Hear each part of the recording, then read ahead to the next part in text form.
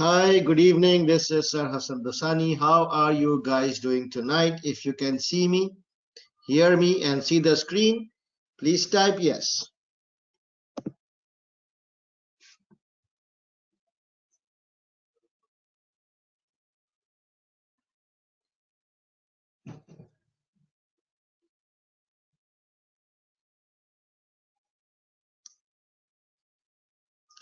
Very good. Thanks. So let's wait for 2 more minutes and then we will start when few more students join in.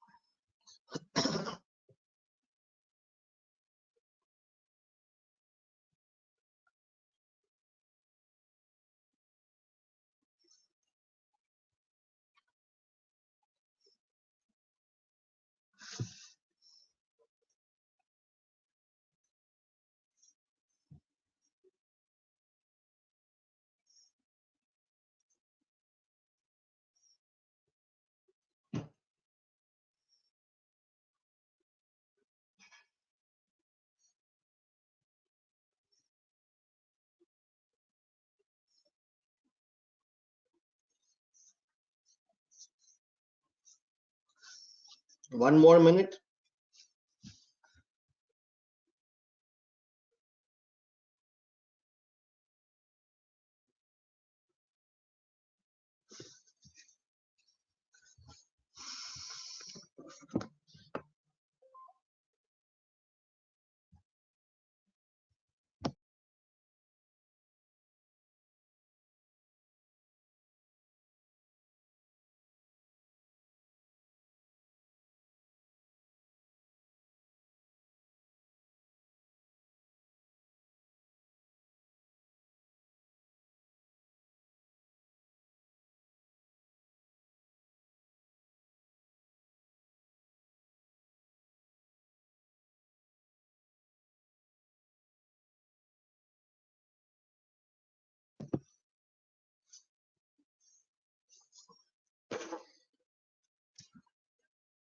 Right, let's start. So welcome to tonight's session, P2P session on SBL. My name is Hassan Dosani. And today is our day 5 and the last day of the webinar. So as we know that this is the last day, we would be talking about some important things. So let's get started. Today's plan. So first of all, we will talk about this thing. So I have been receiving a lot of questions that whether we have to follow the sequence of the questions or not. So we'll talk about this. And then we'll move to today's topic, which is integrated reporting. Then we will cover the technical article, and then there'll be recaps, discussions, and all those things. Okay. So if you want to remain in touch with me, kindly join my WhatsApp group. The link will be provided by the admin in the comment box. So you can just click on the link. This is my WhatsApp number. If you face any problem, you can also message me on my number. The way you can ask question is, as usual, you need to type your question in the question box. Please make sure that your question is pertaining to the topic or slide under discussion. Hold your questions which are not pertaining to the slide or topic. In the last, I have allocated 15 minutes tonight because this is the last session. So I've allocated at least 15 minutes of discussion and Q&A. So please hold your questions and we can have a good discussion in the last 15 minutes or so. So today's exam technique is, should we answer the question in sequence? So tell me, what do you think? Will you answer the questions in sequence, or will you try to answer those questions which you think is easy? Let me see your thoughts.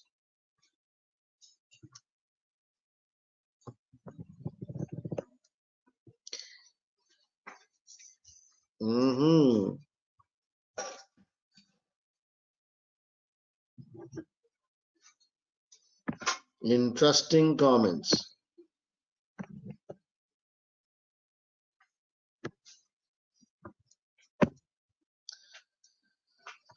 Right. So I'm getting, as usual, I'm getting a mix of answers. Ideally, what I would have done was I would have, we all know there is no negative marking for breaking the sequence. Okay.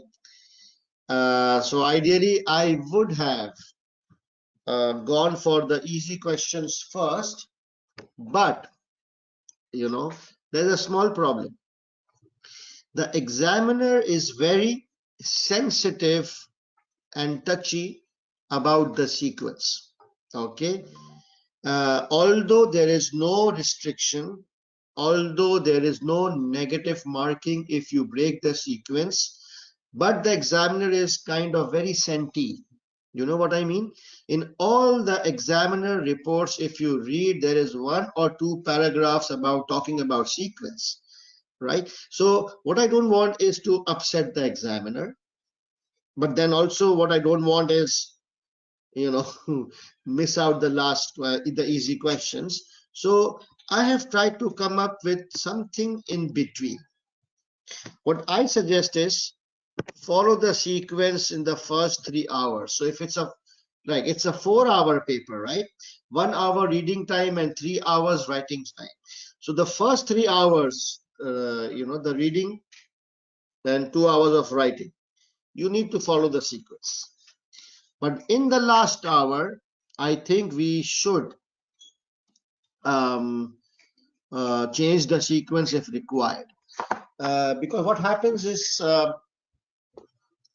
will be, when you reach the last hour, at least 2 questions will be pending. Okay, if you follow your proper time management, or if there's a little bit of overrun, still in the last 60 minutes, at least 2 questions will be pending. So we will follow the sequence for the first 3 hours, including the reading time. But in the last hour, if 2 questions are pending, at that moment, you need to stop. You need to analyze what are the 2 questions which are pending, what are the marks, what are the topics, what is the level of difficulty or easy, and then you select that question to do first, which of course is easy, or where you have higher confidence. Okay. So in this way, what will happen is that in case you run out of time, which question you will miss out? You will miss out that question which automatically you thought was difficult, which makes sense. What I don't want is you trying to attempt a difficult question, and when the time runs out, you miss out a question where you knew the answer, but the time ran out. So please, in the last 60 minutes, you need to stop, take a stock of things, and rearrange the sequence if required based on your confidence level. Okay. Second thing also, I have noticed in most of the paper, the second last question is difficult and the last question is easy. Or sometimes the third last question is difficult and the last question is easy. So imagine the second last question is difficult, and if you don't change the sequence, you will start doing the difficult question first. Because it's difficult, you will panic, you will spend more time, and when you come to the last question and you realize it was such an easy question, your time runs out. So I think it's deliberate trap by the examiner to give a difficult question in the second last question and make the last question easy. So better that in the last 60 minutes you stop and you analyze, spend 2 minutes in deciding and pick up the one which you think is easy. Okay. Any questions on this? Any more suggestions?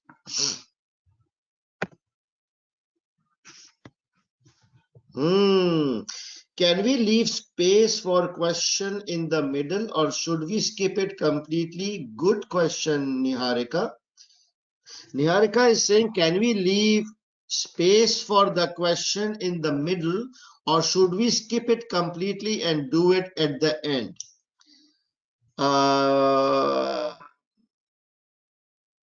Don't leave space. Okay, skip it. Just you are doing your question. You're mentioning the question number properly, right? So no need to leave space because that would not look good. So you just skip it. Write the proper question number and don't leave any space in between. For CBE, does the sequence matters? Of course, yes.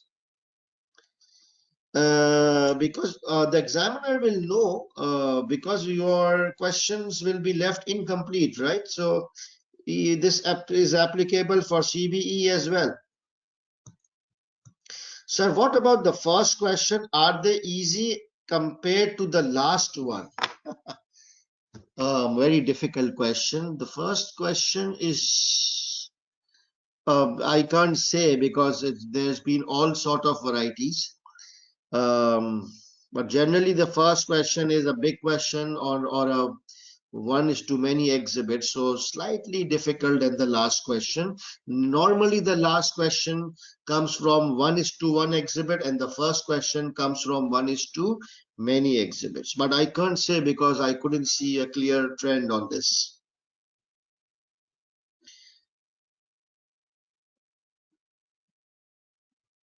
No, Junaid, please don't leave a line after each line. It doesn't look professional. Just leave a line after each paragraph. Okay, sometimes students, they are not able to find the answer, right? Or sometimes the information provided is very limited. Or sometimes there is little bit of information, but the marks allocation is too big. So in that situation, what can we do? Any brilliant ideas? My question is, if sometimes you feel that the information is very less and the marks is too much, what will you do? Because generally I think this is a recent trend which I've noticed that the exhibits are getting shorter and the amount of information available is less.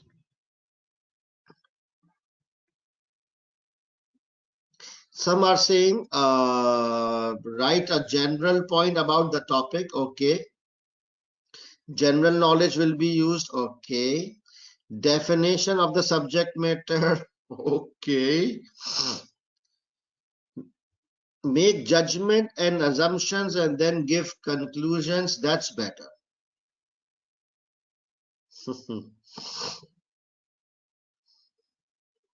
Use some assumptions. Okay, so all of you are right. If you don't find sufficient information and the marks is a lot, you actually don't have a choice, right? You need to fill up space, but just keep in mind that defining, they will not get you any marks.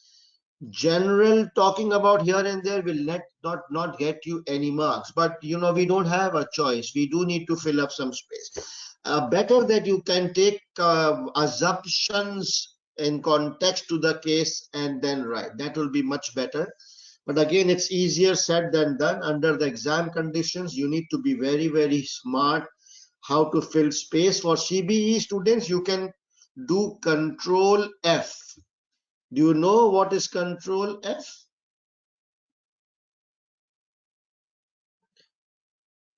Control F, you know. So for CBE students, you can do a Control F. For example, if it's a Control F is find Find, yeah, if you want to find any word, yes. So maybe on the CB software it's not Control F, but there is a icon for microscope icon to search. So maybe let's say the question talks about disruptive technologies. So you can just do a find and search and you write disruptive. And through the entire case studies and through all the exhibits, wherever you find the word disruptive, you pick that information and dump it in your answer and then try to frame it. So for CBE students, it might be slightly easier because you can search any relevant word or similar words or words which can link into the topic. Okay, but as I said, there's not a lot you can do. If the information is less and the marks is more, you will need to fill up certain space. But please, one word of caution: when the information is less and marks is more, normally what students do, they panic and they start writing whatever they think they can put in, and they eventually end up spending more time to save that question. Do you understand? That's the bad thing. So make sure that even if you don't know anything and you are trying your best to fill up space and to save the question, please make sure you never overrun the time on that question, because that overrun of time will not fetch you extra 1, 2, 3 marks, because that question is already a sunk cost, right? So maybe you can save 5 minutes, finish it early, and move and invest extra 5 minutes in another question where you can grab some extra marks.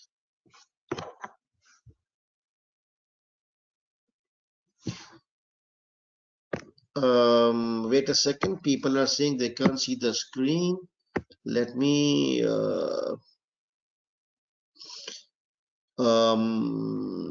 let me check my screen.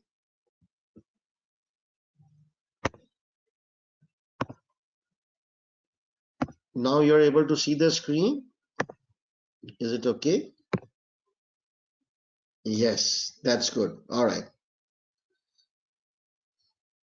Fatima, why are you sending question marks? So you should be able to see the screen and my face, right? Okay, can you see the screen move? It's moving, right? Okay.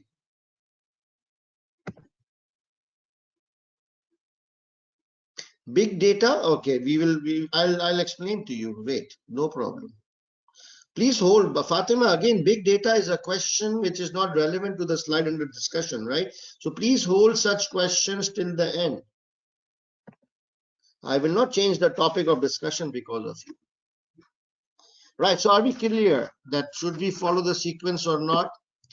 And we also touched upon that in case we don't find sufficient information, what can we do? Whatever you think is reasonable, do it. But just make sure that you don't overrun the time on that. You may define the topic, you may pick up the existing scenario. So before you come to the point, you can pick up some current facts. That's a good one, yes. So what you can do is pick up current problems, current issues from the scenario, fill half a page with the current problems and current facts and figures, and then you can come to the actual question rather than talking about general stuff. Try to fill it with current information, current issues, current problems mentioned in the scenario. Okay, right, let's move on. So our next topic is integrated reporting. This is tested like every third attempt or something. It is a topic which has been tested 2-3 times, but not every attempt. The reason I picked up this topic for tonight is that it is slightly a different topic than normal. So I would like to talk about different things to make it easy for you. Simple things, you can do it yourself. So, there is something called financial reporting, right?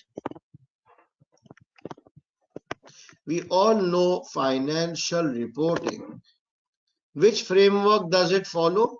Normally, internationally, for financial reporting, we follow a framework called IFRS. It could be US GAAPs, it could be Australian GAAPs, but by and large, it is International Financial Reporting Standards. Correct? So, what financial reporting and annual audited accounts are a very important document, right? Because that document is sent to the shareholders, to the owners, to the potential investors. And if, for example, if you have $100,000, okay, if you have $100,000 and you want to invest that $100,000 in few good blue chip listed companies, how will you decide? How will you select which company should you buy shares? So obviously the first thing you would try to obtain is the latest audited annual accounts, and it will be a thick fat document. It will tell you everything about the company, right? So financial accounts, financial reports is a very key document for shareholders and for potential investors and other key stakeholders. Agreed? Now, can you think of few drawbacks or limitations of a financial report, financial reporting, annual accounts? Think of 2 or 3 limitations or drawbacks of a financial statement or a financial report. Think. Think like a potential investor. So you want to decide which company's shares you want to invest, and you are looking at a financial report. So what are the limitations of financial reporting? Very good. Somebody is saying it's historical. Historical means it just talks about actuals, right? What has happened in the past.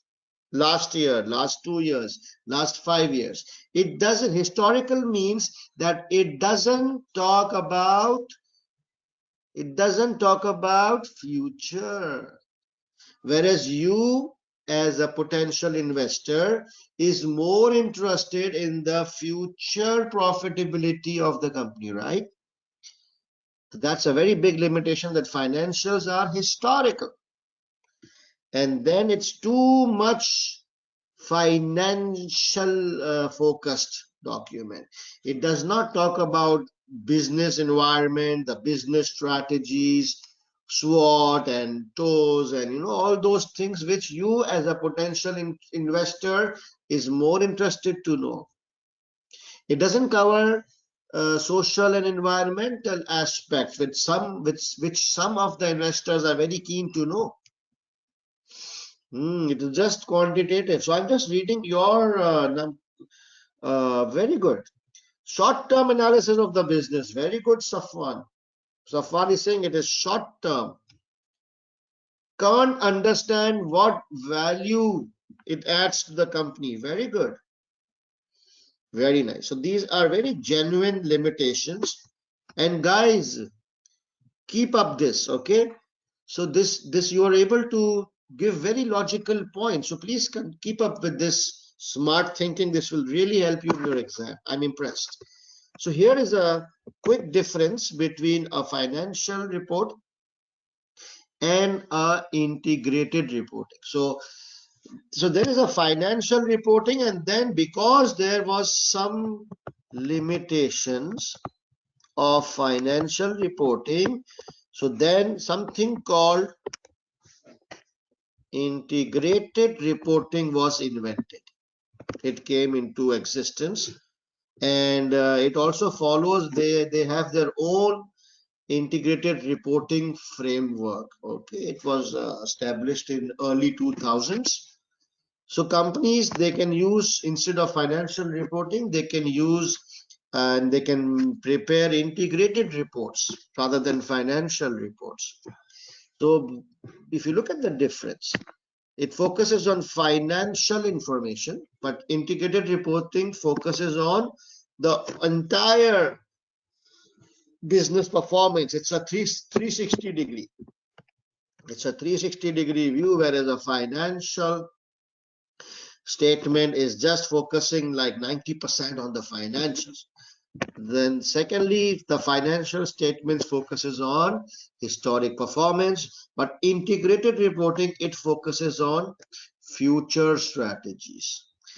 Financial reporting, it focuses on share capital, but in integrated reporting, it focuses on 6 capital. So as per integrated reporting framework, an organization has 6 types of capitals, not only share capital. We'll talk about 6 capitals. Financial reporting, less emphasis on social and environmental, whereas integrated reporting, covers social and environmental aspects. Short-term annual results, long-term value creation. See, these are, so keeping in mind the drawbacks or the limitations of financial statements, integrated reporting was created, and it exactly focuses on the drawbacks of financial statements. All right, so now a little bit of theoretical definition. So what is the role or definition of what is an integrated reporting? So there is a standard definition issued by the body of integrated reporting. It says an integrated reporting is a concise communication demonstrating the link between 4 things: the mission, objectives, the strategies. So first of all, you see, in any company, the first thing we make is mission or objectives, followed by strategy.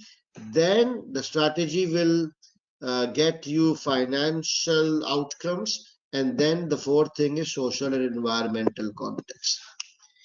And it shows how organizations creates value in short, medium, and long term. So it's a very theoretical definition issued by the body. So I'm afraid if there's a question on IR, then you will need to reproduce this from this definition, that what is a IR.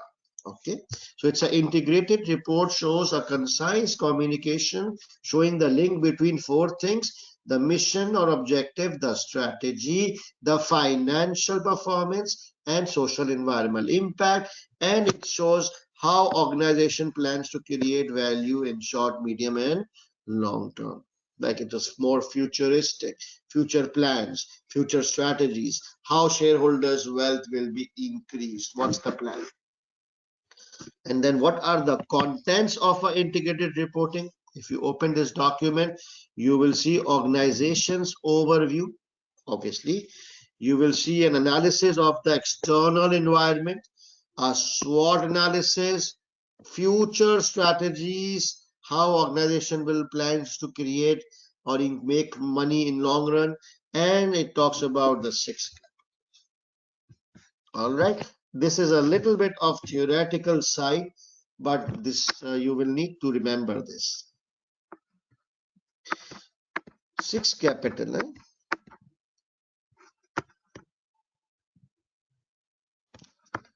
So what? So let me see if there's any questions before I move to 6 capital. Yes, 6 capital. I'm coming to 6 capital. Very much prone to subjectivity. Yes, Amna. That's the biggest drawback of IR, that it is subjective in nature.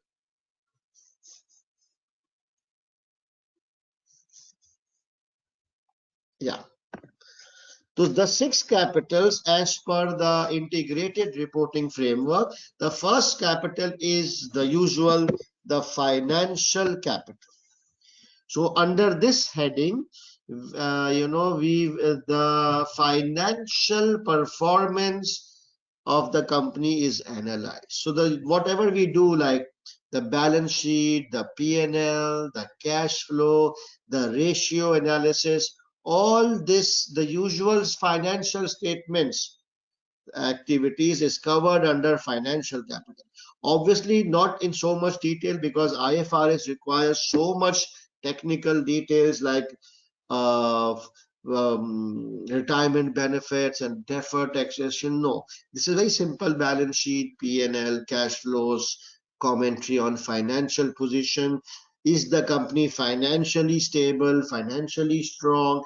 Can it raise, finances in future if required? So this is all the usual overall financial performance and position of the company, which is the balance sheet and the P&L, sources of funds for future strategies. The second one is called manufactured capital. Now it focuses on tangible assets. What do I mean by tangible? Non-current assets like plant and machinery, and current assets like inventories, or you can also say working capital, because working capital is also tangible. So you will analyze some KPIs, some ratio analysis relating to plant and machinery or non-current assets, and you will analyze the KPIs and ratios relating to working capital and current assets, like liquidity ratios, current asset ratio, asset test ratio, all those things. The third one is intellectual capital, which is intangible asset, and here we talk about research, development, innovation, brands, patents, technical staff, skilled labor, R&D staff, R&D, research and development. Okay, so this is my intellectual capital. I think we did this yesterday as well, intellectual capital somewhere. Human capital, the fourth capital as per the IR framework is human capital. As the name says, it talks about employees. The skills, knowledge and experience of employees, productivity and efficiency, staff turnover, employee satisfaction, surveys, employee training, employee motivation, everything leading to employee covered here. The fifth capital is social capital, and the sixth capital is natural. Social, you remember we did social yesterday. Social talks about three things, right? Employers, employees, customers and suppliers, and society and community. So employees is covered here under human capital. So this one, social, will talk about customers, suppliers, communities, government, CSR, all those things. And in natural capitals, we'll talk about the ecological aspects like carbon, CO2, recycling, pollution, scarce resources. So we've studied all this one way or other, right? We know social footprint, environmental footprint. So in points of social footprint is covered under social capital. Points for environmental footprint is covered under natural capital. In points relating to employees is covered under human capital. Any intangible asset is intellectual capital. Tangible asset is manufactured capital. And financial balance sheet, P&L, is financial capital. Don't worry, we will do a question right after this, so you will know how to apply this knowledge. Any questions? You said technical staff and intellectual capital, then why they are not in human capital? That's the model, man. That's the, and some, you can also show it as a human capital, but then what you will show in intellectual capital. So it's up to you, but generally technical staff, highly skilled, highly technical staff, not you and me. We are also technical, but the real technical staff is part of intellectual capital.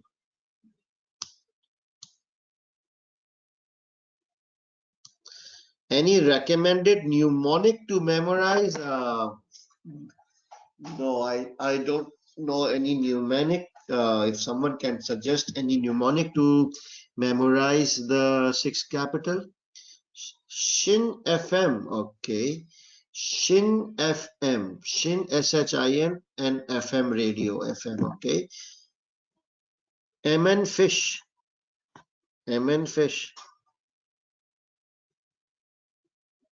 fish NM. Okay, guys, whatever is easy for you. I'm cool. Right.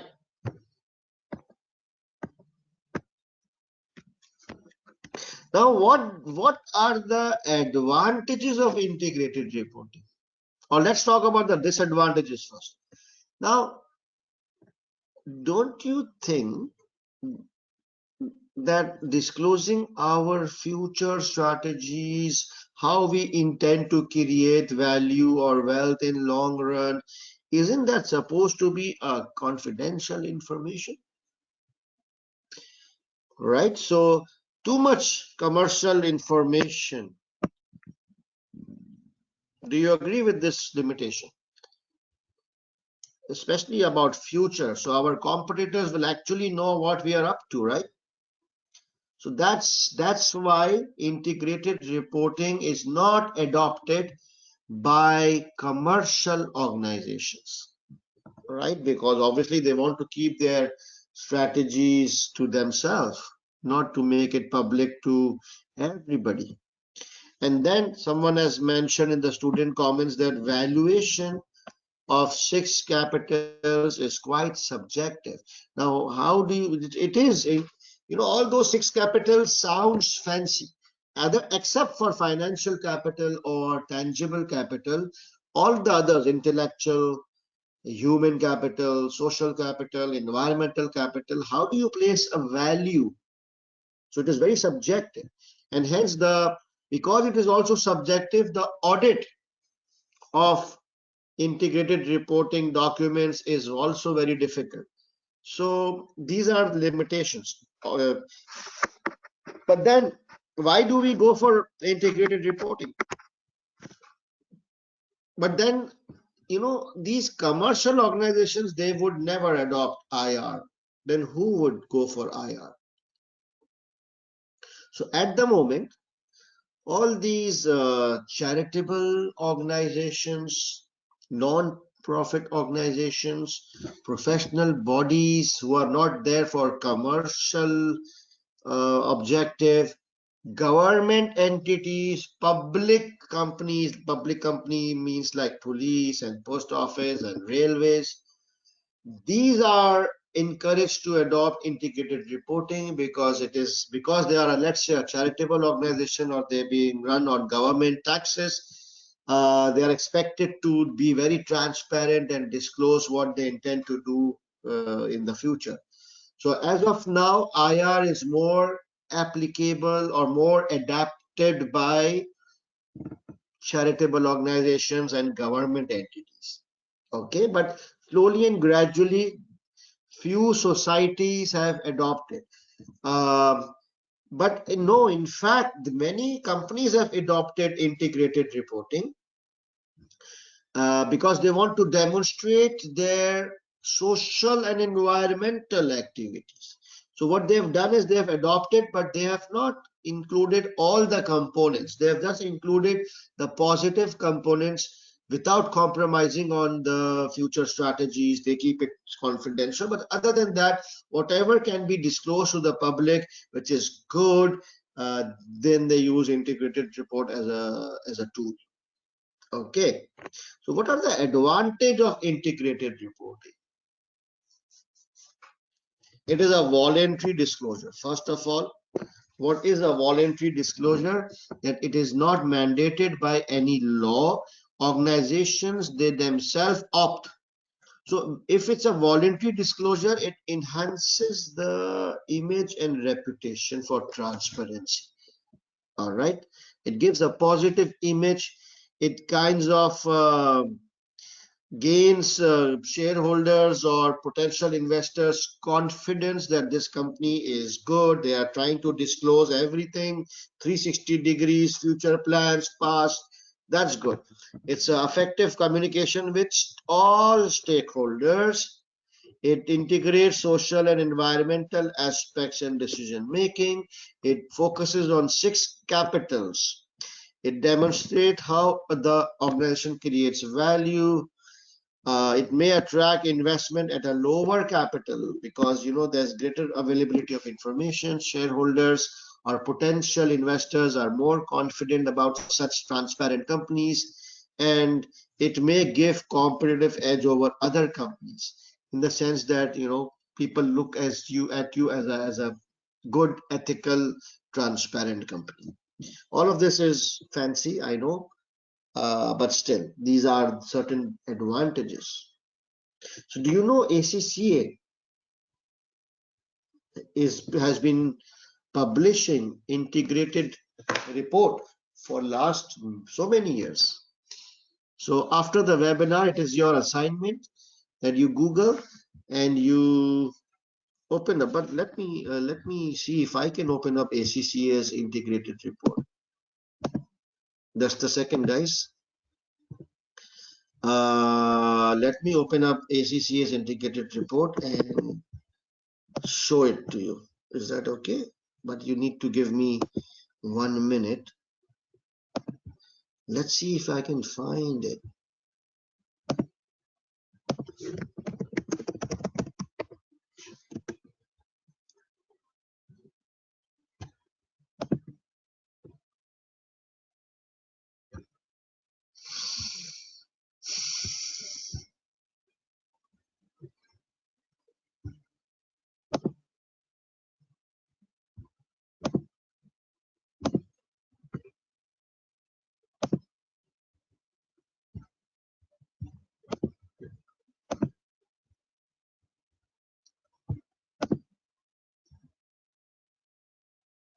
It's just downloading. And where is it? Okay, this is just downloading. Give me.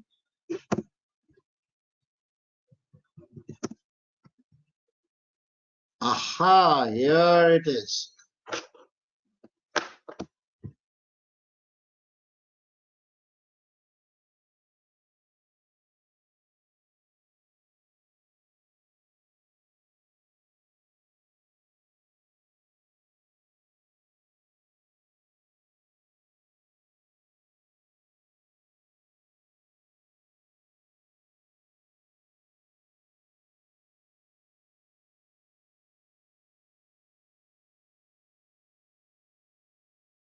ACCA, and then our purpose, our values, our inclusion. Okay, guys, good.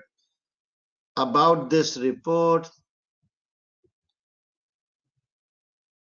our highlights. Okay, so see these 81.3% satisfaction, 48.3% key employers preferring to recruit ACCA, 92.3. So all those nice KPIs. Who's this beautiful lady? She's the president. Oh, I see. And value creation model. Do you see? Nice.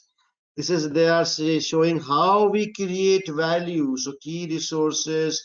You see, it's a fancy, interesting something showing how they create value.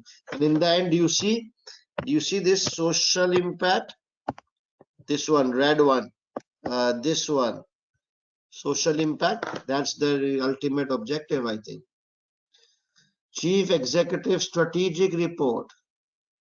So the president is a lady and the CEO is a lady. So that's good diversity. Remember diversity? And all those strategic progress and progress strategy or ACCA strategy. They're talking about their strategies, their targets for next year, our global context. Right, stakeholders, engagement and materialities and all those activities. What else? Member students, strategic performance. 19. all those performance, strategic performance, our risks and their management. You see, they're now talking about their risks. What are the key risks? Oh, we did. You see, we did a question yesterday on risk register. So now just look at this.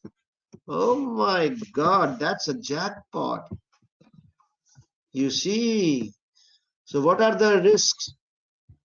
Unable to accurately forecast income and cost. And what are they doing to mitigate that? Ability to operate is restricted. Oh, that's because of COVID, I think. And this is so very nice. Digital transformation. EU, challenges and opportunities arising as a result of UK exiting from EU.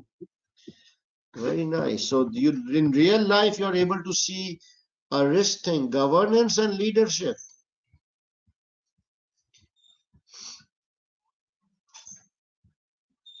Interesting phases.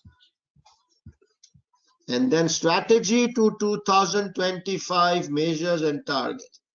So now no commercial organization would actually disclose this, right? Their future strategies, what they plan to do. Aha, good one. So you enjoyed seeing a real integrated report.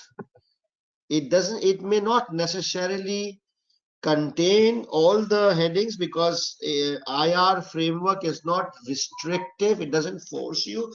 It just says disclose whatever you want to disclose, but more from a 360-degree point of view, more from a futuristic point of view. Yes, I enjoyed it. I think I enjoyed watching the risks, main risk section, where it was very real thing, and it reminded me of, yeah. All right, cool. Let's do a quick question. Guys, you can hear me because some students are saying I can't hear you. Can you hear me? Please, can I have a yes? Okay. Okay, all right. So let's do this question.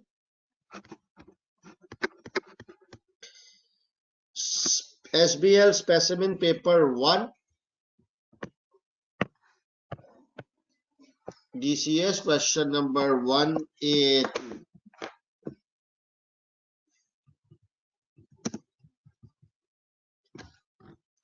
Just let me open the question, please.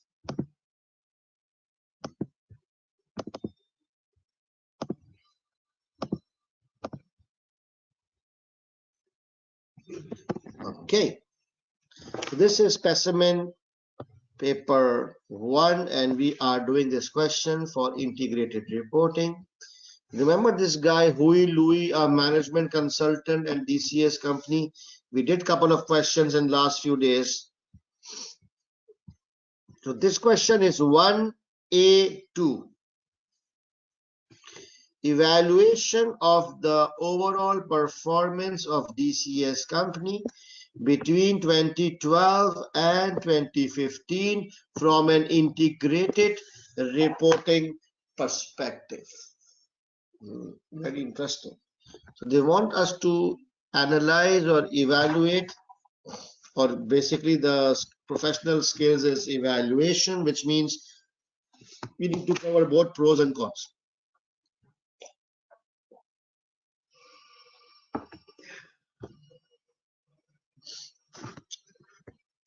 So in the case, exhibit 3 is given, which is a very specific exhibit. Exhibit 3, extracts of the integrated reporting data 2012 to 2015 from the finance director Tosh. I would say it's a 1:1 exhibit because it's a very specific thing, and I think the size would be small. Yeah, it's not even full page. So now you will need to use exhibit 3 to analyze the performance of this company from integrated reporting perspective. So the first heading you can see is, and the other one is, so can anybody tell me the financial performance, which capital should we include the financial performance? Very good, very good. So good, I'm glad. So it is just the usual ratio analysis which we need to do, and all this financial performance, our comments will be under the heading of financial performance. But first I would like to decide how many points I need to give. So how do you decide how many points? 12 plus 4, but this professional marks is to be split between environment, which is part 1, and performance, which is part 2. So I would say half of it. So 12 is technical marks plus 2 professional marks, 14 total marks, divide by 2. I need 7, maximum 8 points. Okay. But because, do you remember I said in yesterday that if you feel that it is a financial analysis question, a financial analysis is supposed to be your strong area, so it's worth spending 5 more minutes extra, worth spending 1 or 2, worth giving 1 or 2 points extra so that you can grab 1 or 2 marks extra. So I don't mind giving up to 9 points as well, as long as I'm able to identify the points. So also we did a financial ratio. So the first thing, what do we analyze? We analyze sales revenue. What's happening with sales? Is it decreasing or increasing? It 4.7, then it became 6.8 and 7.4. Till here it was good. Yeah. Just a second.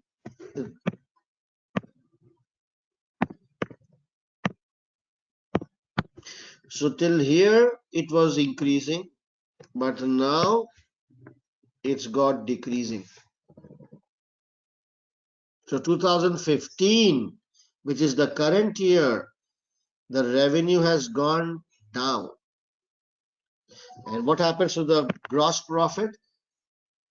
It's kind of okay, but it has gone down here. But gross profit margin, you will need to calculate what? You will need to calculate the GP margin or percentage, right? Can anybody let me know what was the gross profit margin in year 1 and what is the gross profit margin in year 4?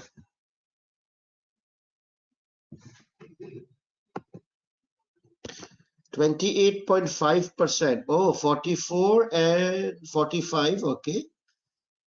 And 28. Okay. So here the GP margin is for 45%, and now it has gone down to 28%.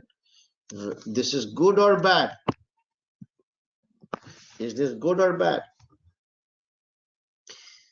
So can anybody tell me what can be the reason why your gross profit margin goes down? What is the most common reason? If I say that the gross profit margin has almost dropped by 40%, this simply means, yes, very good, guys. So just yes, I think all of you are right, but just use this word. Use this word. This simply means that the cost of sales is not being managed in line with reduction in revenues. If your revenue is going down, but your cost of sales is not going down in the same proportion, then it will squeeze or it will reduce your gross profit margin. Now, cost of sales is not going down. Maybe there could be many possible reasons. One, some of you said it's inflation. Some of you said there might be some element of fixed costs, staff, production workers, which you cannot lay off. I don't know. But all this, I want to see one paragraph on sales revenue where you will say that although sales was increasing from 2012 to 2014, however, in 2015, it was the first year when the sale was has reduced from last year. The reason for the reduction in revenue needs to be investigated. That's it. Then your next paragraph will say GP margin, and you will say that the GP margin in 2012 was 45%, which has drastically or significantly reduced to 28% in 2015. The reason of this reduction is that the cost of sales is not being managed in line with the reduction in sales revenue. This needs further investigation. Easy, boys and girls? Do you get the hang of it? The very basic. You remember the age of the board of directors, how old they are? Remember the age of the board of directors? 5 years. They are 5-year-old. So you just explain to them. Now, overheads overhead is good. Huh? It's reduced. Overhead is good. It's reduced. But then I'm more interested in the profit before taxation. So can anybody let me know the operating margin percentage? Like the way same we calculated for gross profit. Now what is the net profit margin percentage? Is 17 to 12. Okay, don't worry about decimals. So now it was 17% and it's gone down to 12%. And can anybody also calculate the same thing, profit for the year, as a percentage of sales revenue? Profit for the year, for first year and last year. 11 in year one. Okay, and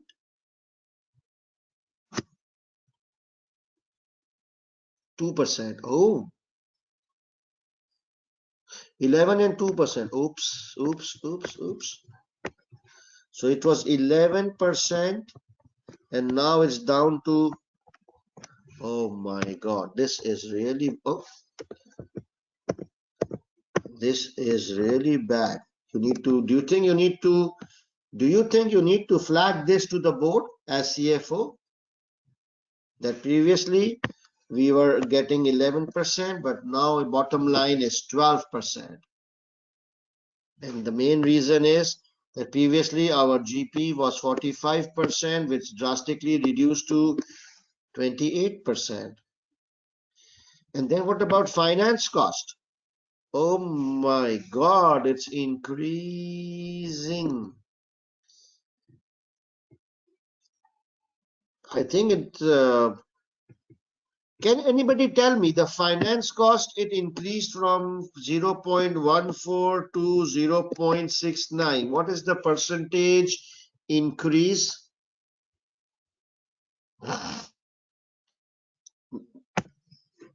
5 times. That's good. 80%. No, I think more than 80%. 500%. Yes. 20%. No. 500% makes sense to me. Come on, guys. 393%. Do I need to pick up my calculator? Okay, I don't trust you guys.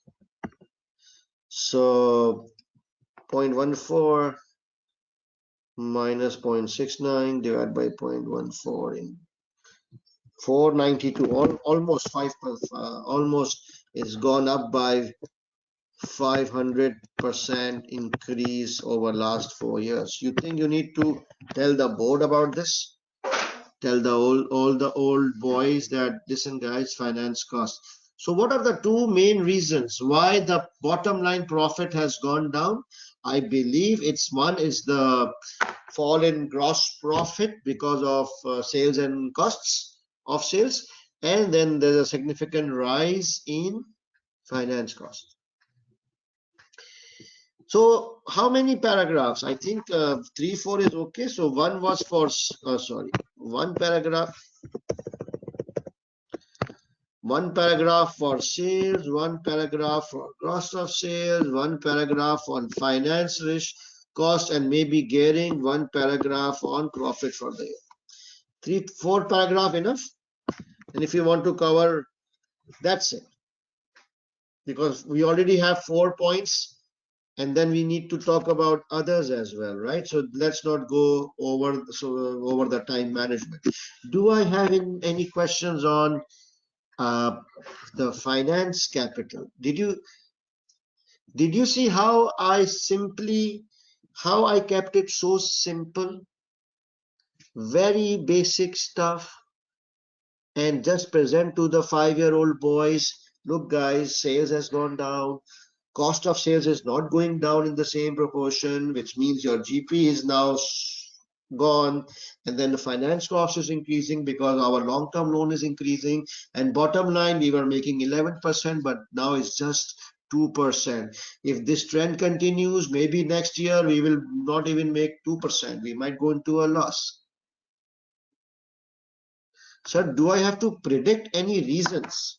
Interesting question.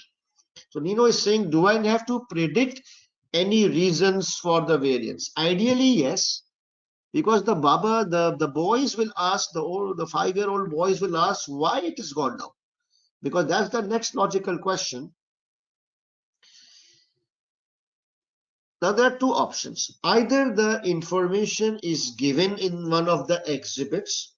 So for example, if it is mentioned there why the revenue has gone down, or it's mentioned why the costs are going up, or it's mentioned why the long-term loans are still going up, then you must give the reasons, because the board will obviously ask why the revenue has gone down. So you need to write the reason. If the reasons are not in the exhibits, or maybe you are not able to find them, then you just say the reason needs further investigation.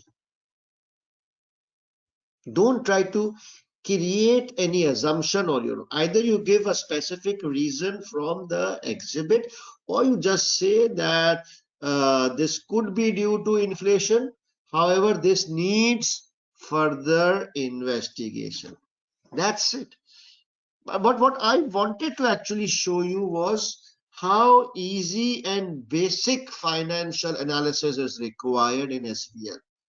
Maybe in other ACCA papers, you need to do a complicated and a more detailed thing. But for SBL, because your audience is 5-year-old boys, you need to keep your analysis very basic. Did you see that? That's the main thing. Again, someone is asking, we use a conclusive tone. No, don't. Oh, okay. I'm sorry. No, don't use it. It's up to you. If you're very confident, you can use a conclusive tone. If you're not confident, you may say may or likely. It's up to you. This is the beauty of SBL. As long as you are logically correct, you will get full marks. Shweta is asking an interesting question. She's saying, sir, shouldn't we write equal subpoints under all capitals? Shweta, did the board ask you to do equal points under each capital, or is it the examiner's fear? You tell me, Shweta. Do you think the board will ask you for equal number of points, otherwise they will fire you? Or is it because you think the examiner, and is it because of the marks allocation? Come on, Shweta, let me know. Please, as I said in many classes, that change your mindset. Forget that you are doing a paper to an examiner. It all depends on the availability of the information. How can you have equal number of points under each heading? Is this a KG2 exam or is it a professional case study paper? You need to understand. It's a case study. It all depends on the points available. That is why we do planning for number of points. Okay, that in total the number of points should be sufficient. It is not necessarily that all headings should have equal number of points. It's just in total. Okay. Right. Sweta, you're not replying. What happened? Okay. Now let's move. I want to clean this. Okay. Can I quickly clean this? Now let's move to other capitals.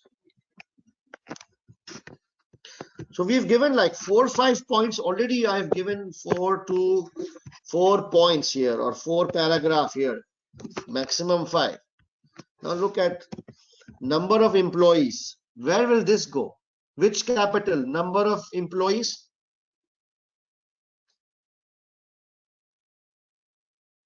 So this one is number of employees. It will go human capital. What about the other one? Staff turnover. Staff turnover. Staff turnover, where it will go? Human capital or social capital? Human capital. Anything to do with staff, anything to do with employees is human capital. So can I say human capital? Number of orders delivered late. Oh. Number of orders delivered late. Any guess? Let's see how intelligent you are. Operation? What is operation? My God. Social capital. What is the logic of social capital? No toil. What is the logic of social capital? Customers. Somebody is saying manufacturing capital. Manufacturing capital talks about tangible assets. Number of orders delivered late. How is that a tangible asset? It's social. Yeah, absolutely. Because number of orders delivered late, that means it affects your customers, customer satisfaction. Anything of it affects your customers is social capital. How about this one? Customers complaint as a percentage of total orders. Customer complaint again is a social capital. How about employee satisfaction survey score? Employee satisfaction.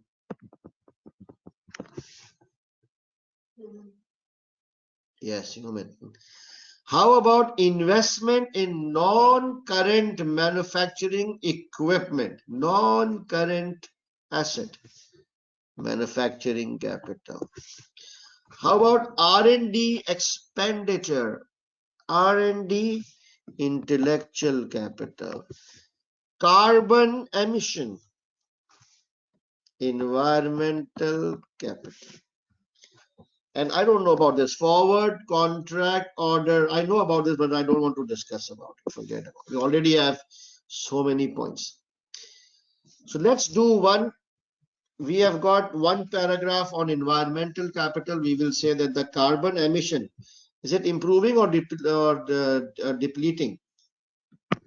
Carbon emission in kg per dollar 1,000 sales revenue. Carbon emission is increasing from 60 to 80. Is increasing good or bad? If carbon emission is increasing, is it good or bad? It's bad, right? So it is depleting. We will say that the environmental capital is depleting because the carbon emission has increased from 60 in 2012 to 80 in 2015. And that's it. Okay. What about intellectual capital?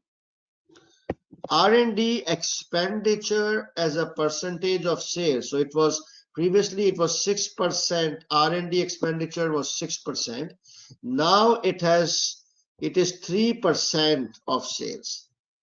So is R&D expenditure increasing or decreasing? Decreasing. So again, we will use the same wording. We will say that the intellectual capital is depleting because research and development expenditure as a percentage of sales revenue has decreased from 6% 2012 to 3% in 2015.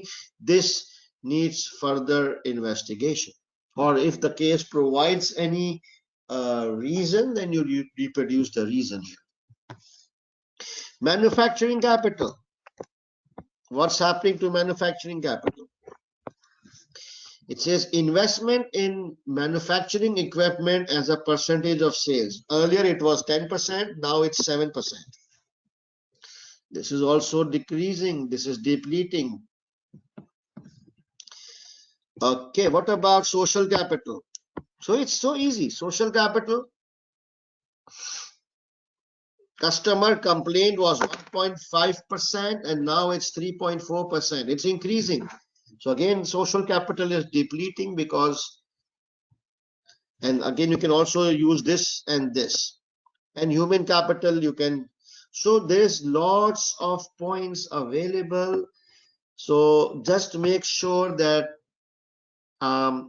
you try and spend 5 minutes extra on this question, because as I had said earlier, any financial related question or exhibit, it will help you grab extra marks. So spend 5 minutes extra and try to give 1 or 2 extra points, because the information is available, it's easy. So please invest 4 minutes and give up to 10 points. But present it nicely, professionally, and in simple manner.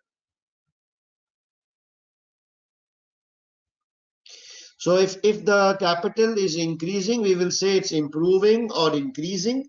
And if it is deteriorating, it will say it's depleting or deteriorating. You have to mention positive points as well. Yes, very good. And why do you have to mention positive points? Can you please remind me? Why do you have to mention positive points? Because of eval.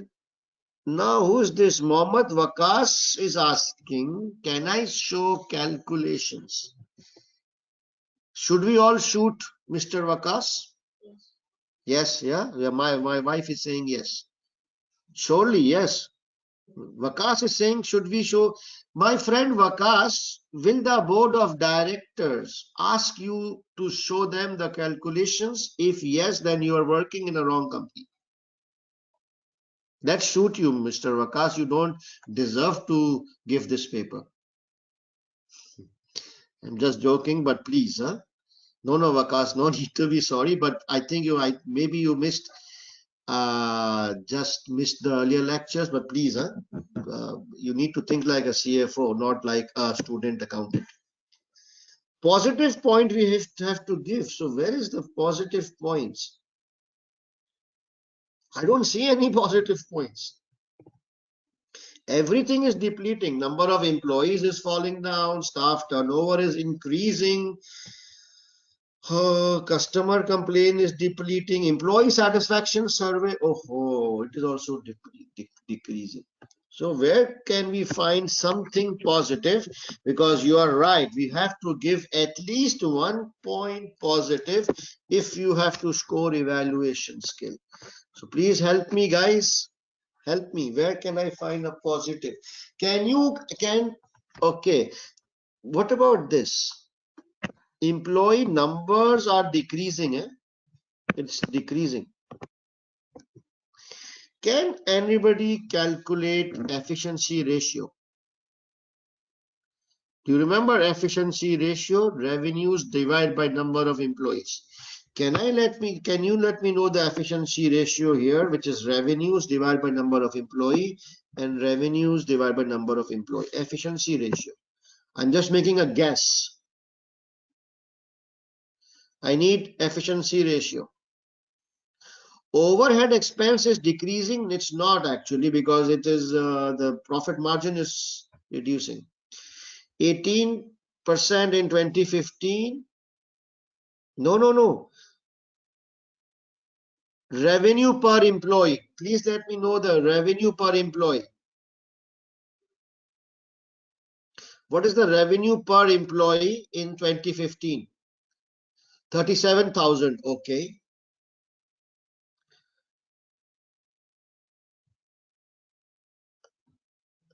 I don't know what you guys are trying to do. Baba, revenue per employee.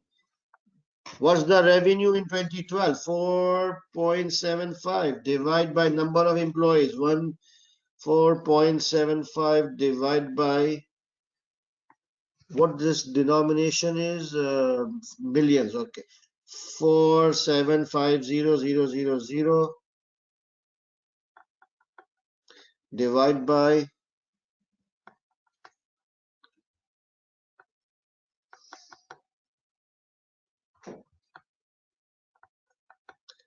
divide by 150. So 31,600. 31,666. And revenue per employee in this year is 6950000 divided by 127 employees. It is 54,724. So efficiency ratio has improved. To this point, you might want to cover under human capital as a positive point. Understood?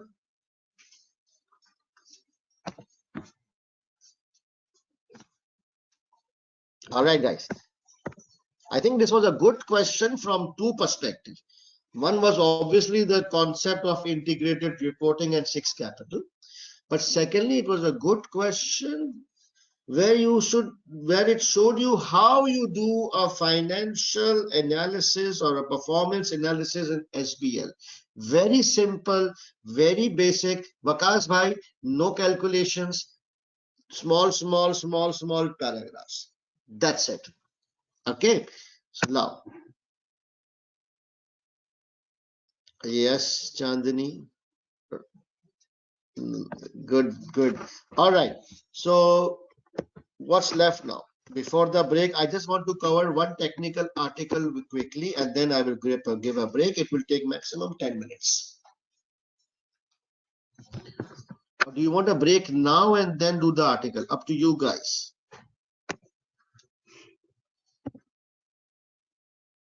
Want a break now?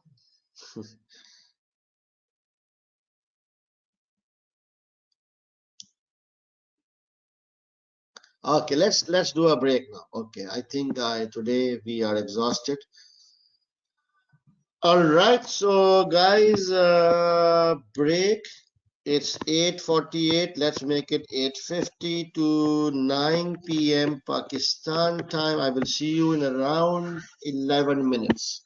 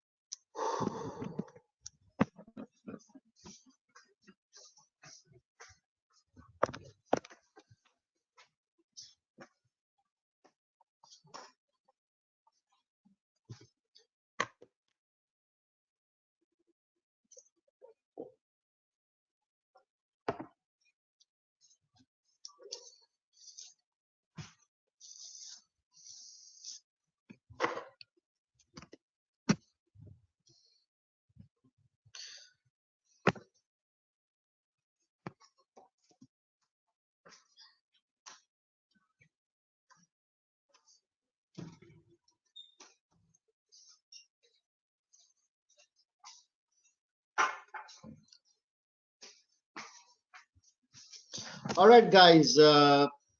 If you are back and able to see me, hear me, please can I have a yes?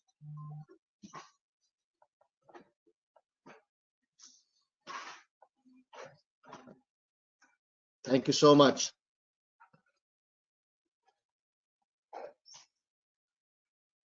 Yes, Aditya.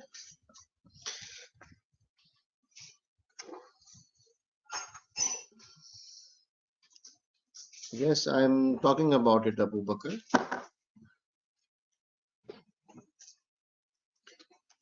Okay. So the technical article, our next topic is technical article.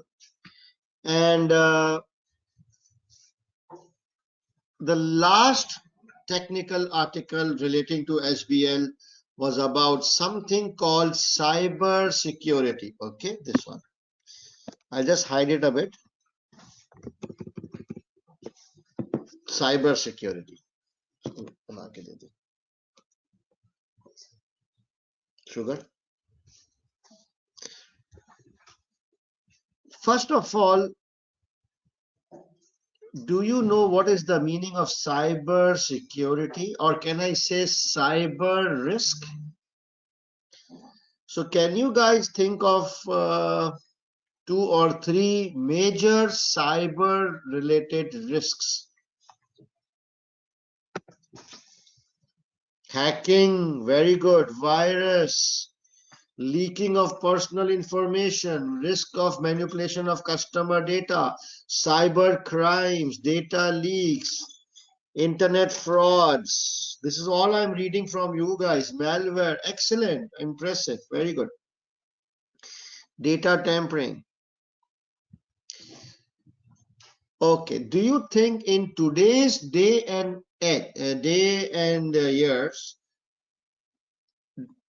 the role of technology is most vital for any organization? There's a very, very high business dependency on IT. 100% yes. And as time is passing, there's so much dependency on IT and cyber that we cannot even imagine a life without IT or organization without IT, correct? If now, if something happens, if there is a if a cyber risk happens, imagine it's a bank and customer credit data is leaked, or customers ATM passwords have been leaked or hacked. Serious matter, right? What is the consequence? Like, what can happen to the organization if there is a cyber related issue? Legal consequences, very good. Reputational, very nice. Legal, reputational. Business disruption, good Vonit. Business disruption. Loss of trust, legal, fine. Going concern, maybe if that's big enough, yes.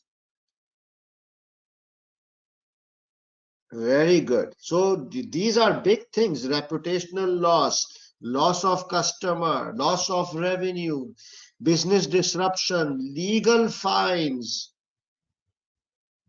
Can you guys share any recent example of some cyber in the global media?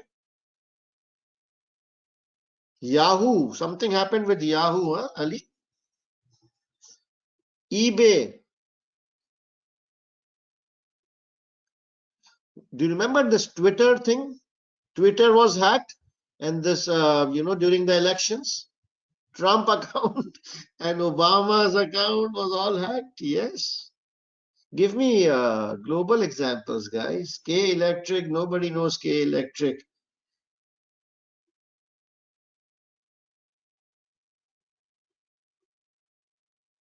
Earthquake in Pakistan. You mean when? Now? Ransomware attack, that's a big risk, yes. Oh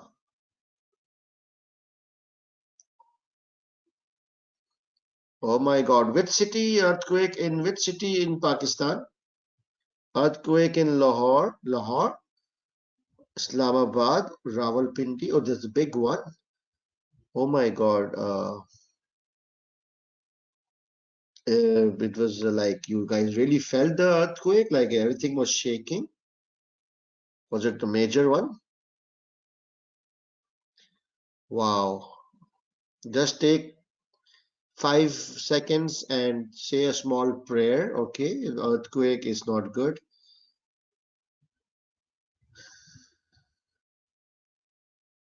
Okay, I hope and pray everything is okay on your side. Right. So I think you did the topic. So cyber security. So the first thing is, why is cyber security important? We all discussed this in a very casual manner. The first thing is because these days the value of data has increased. Every organization, they are running after data, digital. So electronic data and electronic medium is really the value or importance has increased. It will lead to business disruptions. It will lead to reputational issues, loss of customer, loss of revenue, and which means loss in market share, legal cases, regulatory fines, bad decision makings. If your data is tampered, then the board will make wrong strategic decisions.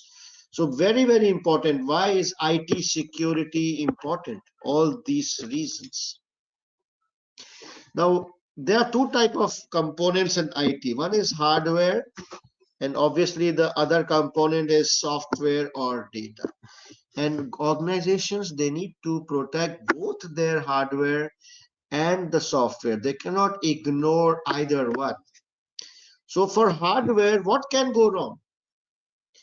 What can go wrong with your hardware? And most importantly, the hardware means your servers, your server where all your data is stored and processed, and your physical devices like laptops.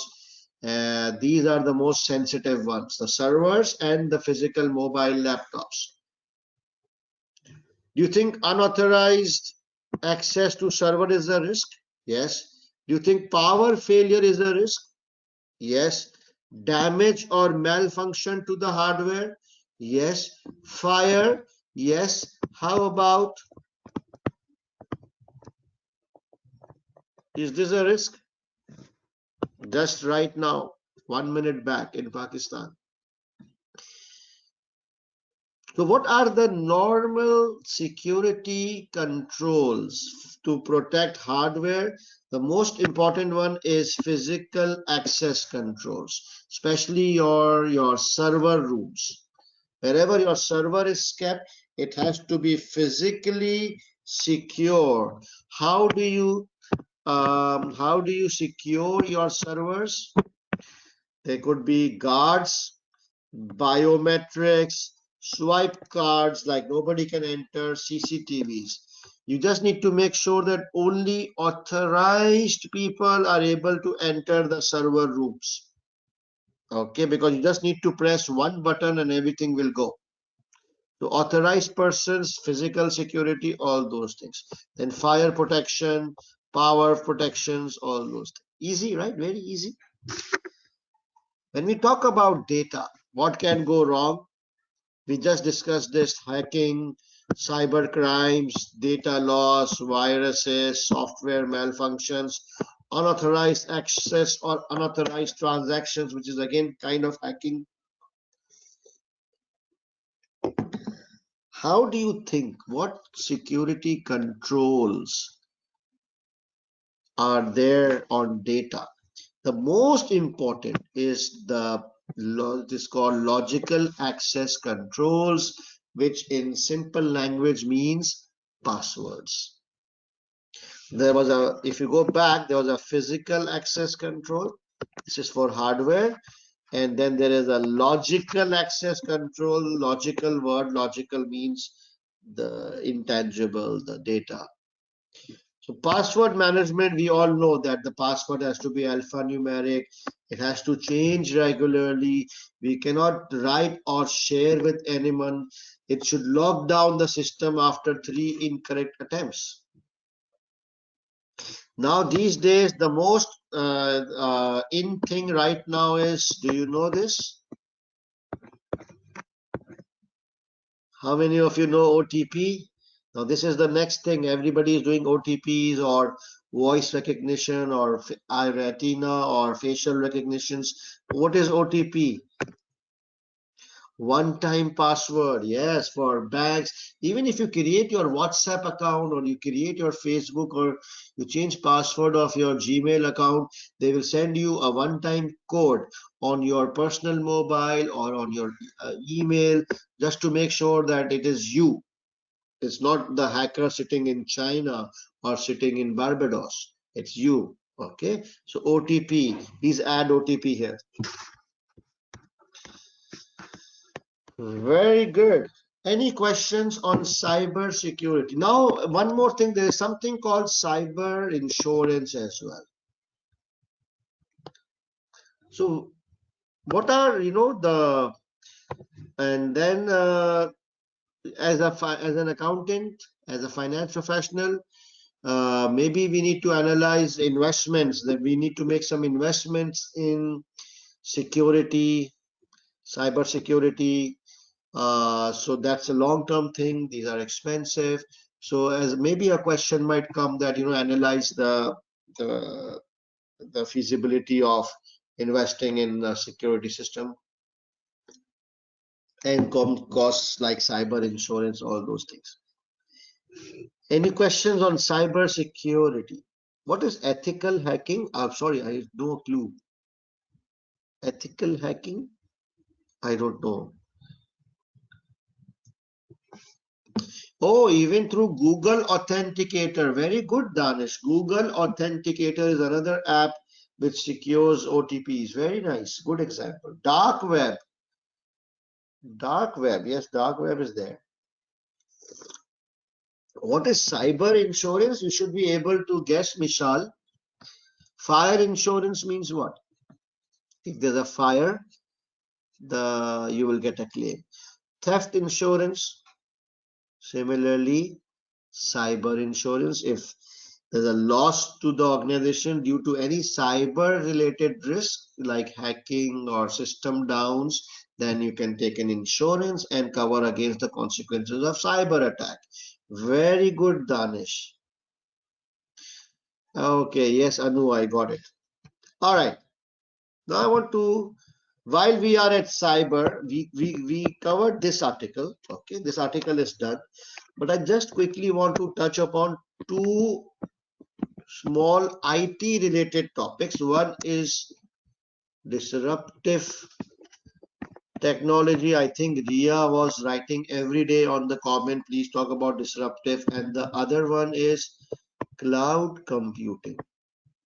I'll just spend a couple of minutes on each of them.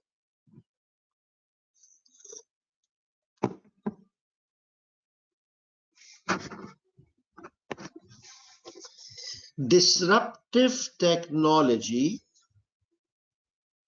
means any technology which disturbs the traditional or upsets the traditional business model.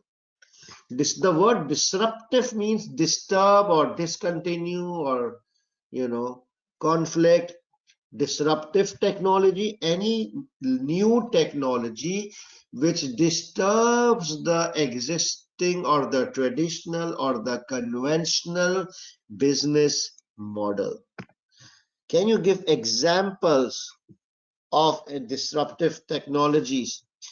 Blockchain, okay, Uber, Kareem, Bitcoin, e-business, electric cars, smartphones, okay, artificial intelligence, online classes, Airbnb, Daraz. Oh, don't give Pakistani examples, but yes, cryptos, internet. Okay.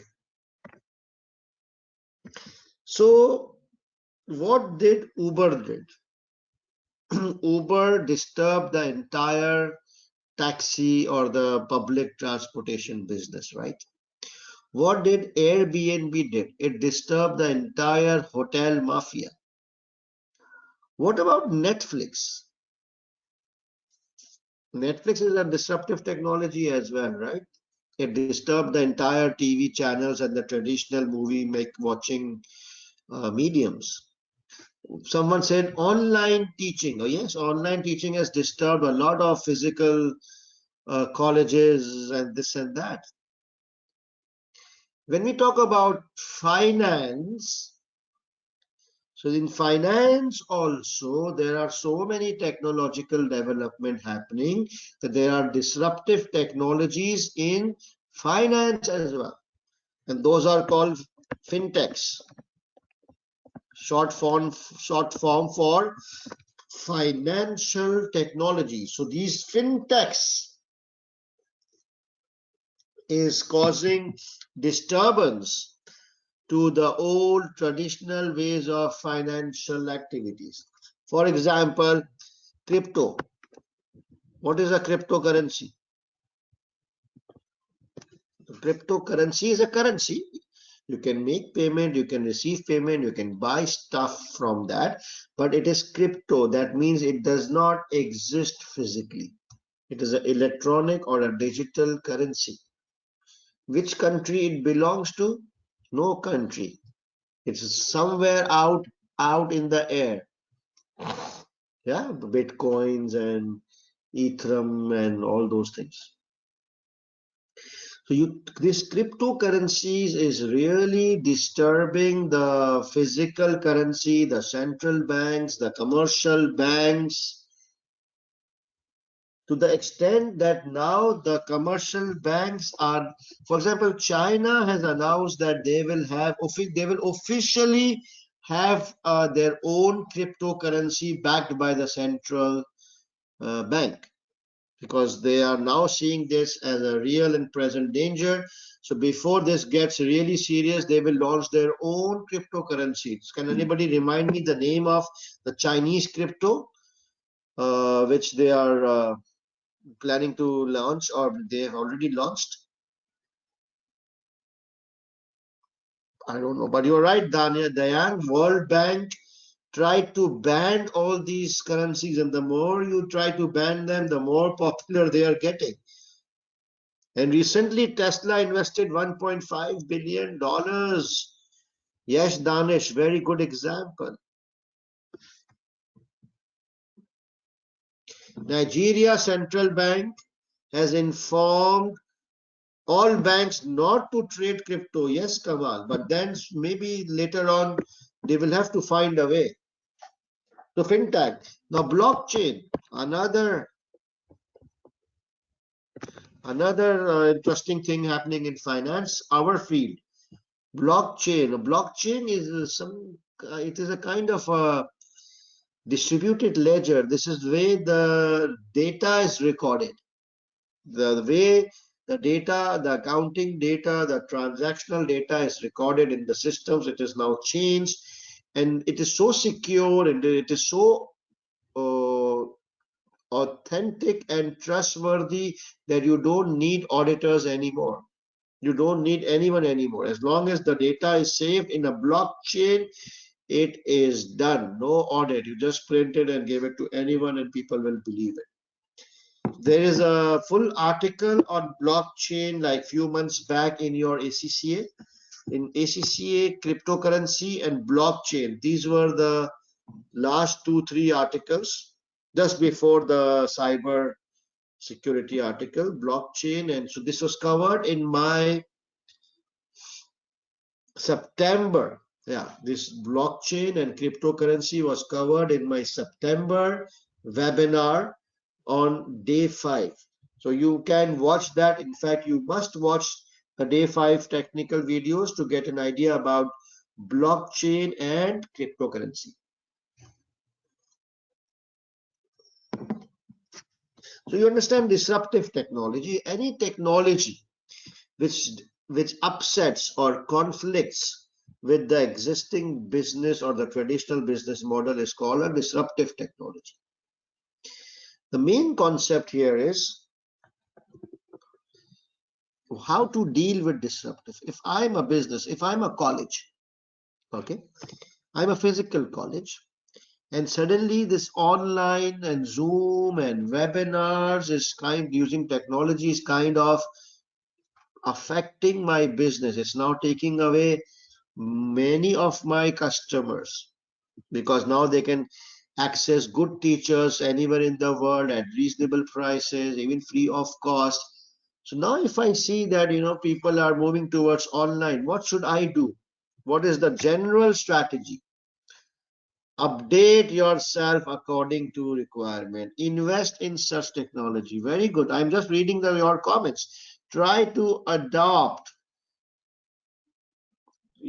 offer online course. Very nice. So the general rule of thumb is, if we feel as an organization that disruptive technology is gonna stay and in future it will increase or expand, then it's better that from now we start investing and expand or extend a little part of our business into the disruptive technology. We put our feet inside the door and slowly grow with it. Yes, very good.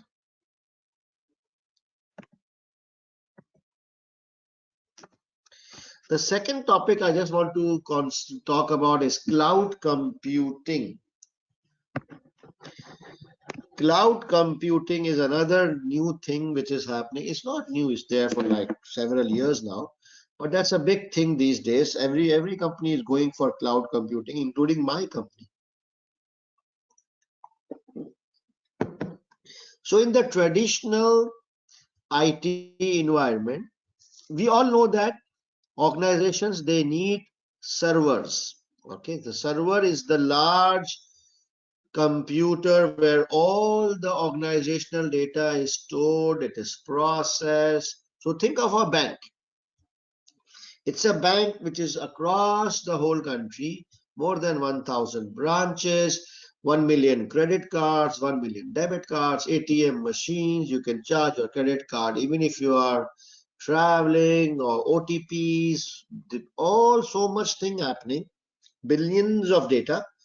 Where is all this data? It is sitting on their servers.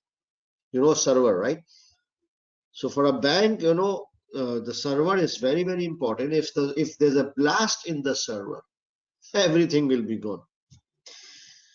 Now these servers, if you're a very big organization, then you need huge servers. They are expensive.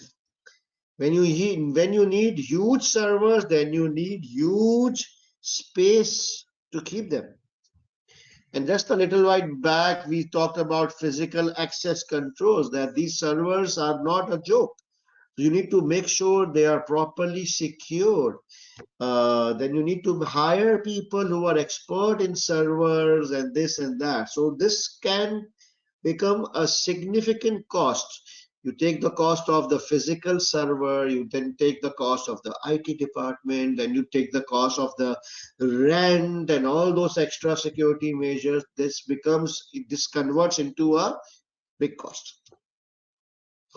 And especially small or medium organizations, they are not always able to afford this kind of a cost, or they can't arrange this kind of expertise or hire experts for server and security. So then the concept of cloud computing came, that instead of me buying my own physical server,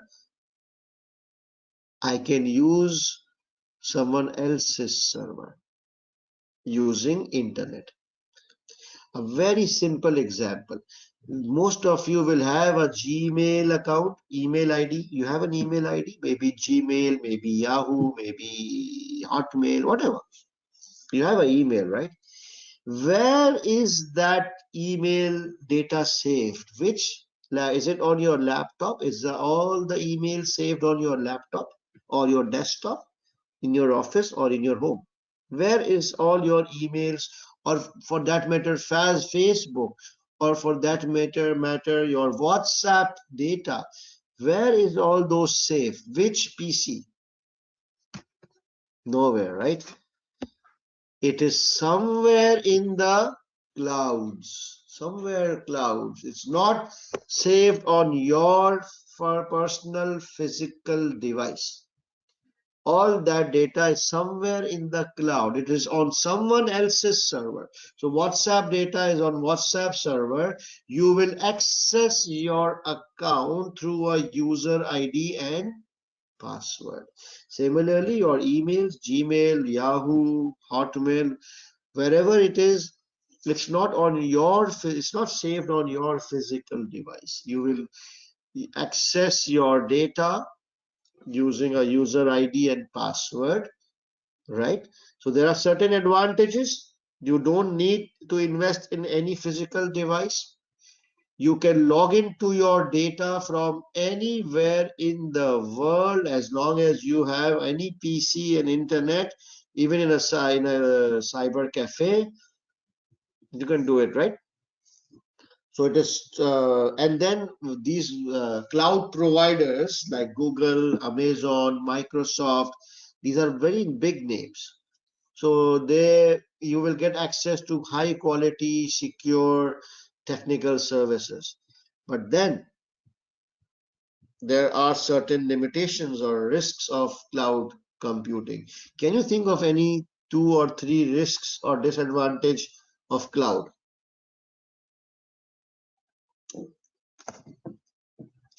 Data breach. Okay, interesting. Data breach. Dependency on what? Internet connection. Very good. Hacking risk, loss of control, reliance on internet. What if there is no internet? Will be expensive. Generally, cloud is not expensive because they are dealing in bulk. Generally, but not always. Can be hacked. Data privacy issues. Yes, technical issues. Very good. So the disadvantage of cloud, there are definitely big advantages: cost savings, access to technical expertise, ease for employees, like companies during the lockdown, during the COVID lockdown, companies which were on cloud, all their employees were able to access data from their home. But then the limitation is data breach, that you are now you're saving your data on someone else's server. So they can access all your data. Even if it's confidential, they can access. Then there is a high risk of hacking because these cloud servers are gold mines for hackers, right? There are constant efforts of hackers to break them. There's very high dependency on availability of internet. Very important. If you don't have internet, you are screwed. You will not be able to connect to your Facebook, right? Will you be able to connect to your WhatsApp if there is no internet? No. And then there is also a very high dependency on the cloud provider. Yes, SOAP. Very good. Cloud provider also, there's a high dependency. Even if you have internet, what if the cloud provider runs away? What if his server goes hacked, or it goes down, or if there is no, or there's an earthquake in his thing? Very good. Sirhan is saying iCloud was also hacked. Yes, as I said, these clouds are gold mines for hackers. Interesting. So all you need to know from an exam point of view is that what it means, what are the 2-3 advantages, and what are the 2-3 disadvantages. All right. What if the provider sells our data further? Yes, that's a risk. Right. So one thing before we did a question, right? Yeah. All right. So we're done with the technical article for this attempt. What I want to just point out one thing, that listen, guys, feel free to ask questions. Okay, I'm just joking, I'm kidding, like with the case with Vakas, but it doesn't matter. If you have a question in your mind, please ask, feel free to ask, because this is the forum and this is the time when you can ask questions. I will joke around it, I might get angry or whatever, doesn't matter, but I will try to address your questions. Don't feel shy. Okay, I will apologize with everyone in the end, so you can ask now. Right.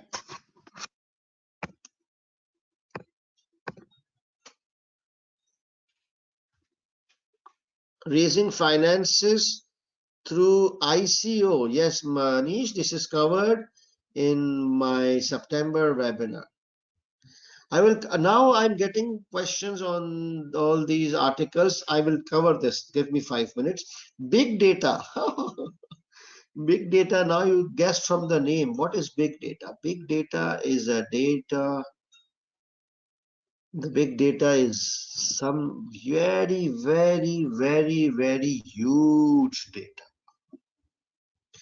Obviously, today the value and importance of data is immense. If you have good quality data, you can do a lot of analysis, a lot of trends, and you can do a lot of good marketing and increase your revenue.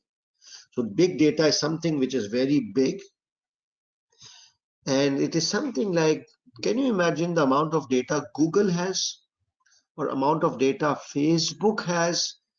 All the pictures you see, your friends contacts, your contact lists, where you like, what comments you made, where you pressed sad face, what kind of posts you make, what kind of web pages you have liked, all this data Facebook has about you, and based on that they have done your personality profiling. They exactly know what kind of girls you like,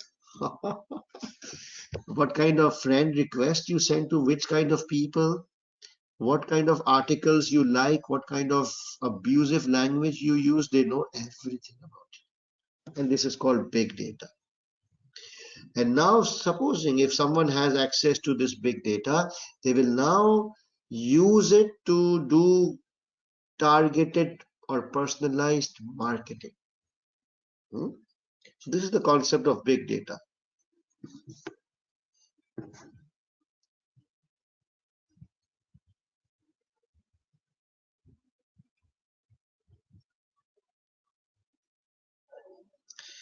Right.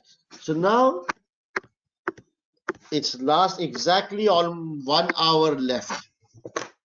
So I want to quickly recap some important things we have discussed, and then leave some time for Q&A sessions so that you can ask as much questions as possible.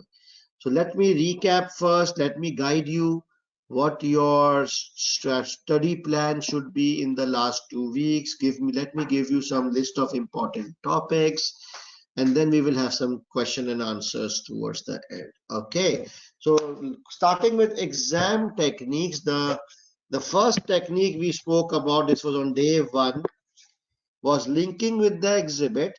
So you remember how we link with the exhibit? We have to first make a list of requirements. The CB students will make this list on their online word processor, and manual paper students will make this list on the last page of your answer sheet. And then you will read 1 or 2 paragraphs, you will stop, you will do your referencing, and then you will move to the next couple of paragraphs. Referencing is very, very important in SBL. By referencing, what do I mean? For those students who missed it, you need to write the question number, or you need to write any kind of comments in front of that paragraph, so that later on when you are drafting your answer, you can quickly search and pick up stuff. Okay, CBE students, how you will do referencing, you cannot write anything on the software, on the question paper, so you will just copy the sentences and paste it on your answer sheet under the respective question. We already made a list of requirements. So wherever you think that paragraph is important, you go copy and paste it under the respective question. Then the second thing was number of points. How do we decide the number of points for a normal question? We divide by 2, like 1 point carries 2 marks. And for a weakness recommendation question where we are supposed to identify weakness and give recommendation, we will allocate 3 marks per point. What is the size of each point? Maximum 1 point or 1 para should be 5 to 6 lines. This is more applicable to manual paper students. The third technique was time management, and we broke it into reading time and drafting time. Reading time, 60 minutes, you will read 1:many exhibit first, and then you will read 1:1 exhibits, and you will have to stop reading after 60 minutes. Whether your reading is complete or not complete, you will have to stop 60 minutes and move towards your drafting. For drafting, you will allocate 1.8 minutes per total mark. And whenever the drafting time is up, you will move to the next question.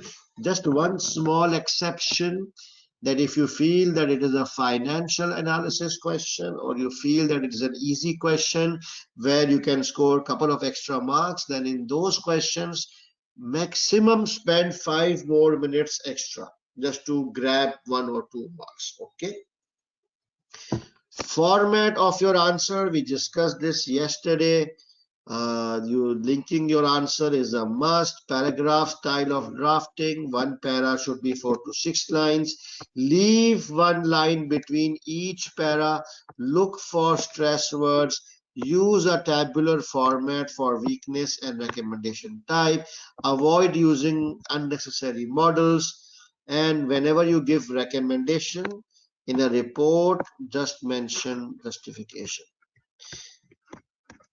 And the last thing is, should we follow sequence? We just discussed this today, that we should follow the sequence in the first 3 hours of the paper, but in the last hour, you need to stop and pick that question first where you think you will score better marks. So any questions on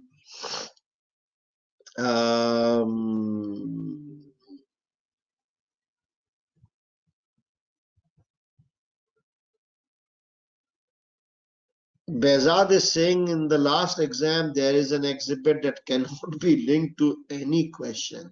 What can we do in this situation? I have no idea. I'm pretty sure the exhibit will contain some information. Maybe you are not able to identify. Reading strategy, I just told you reading strategy.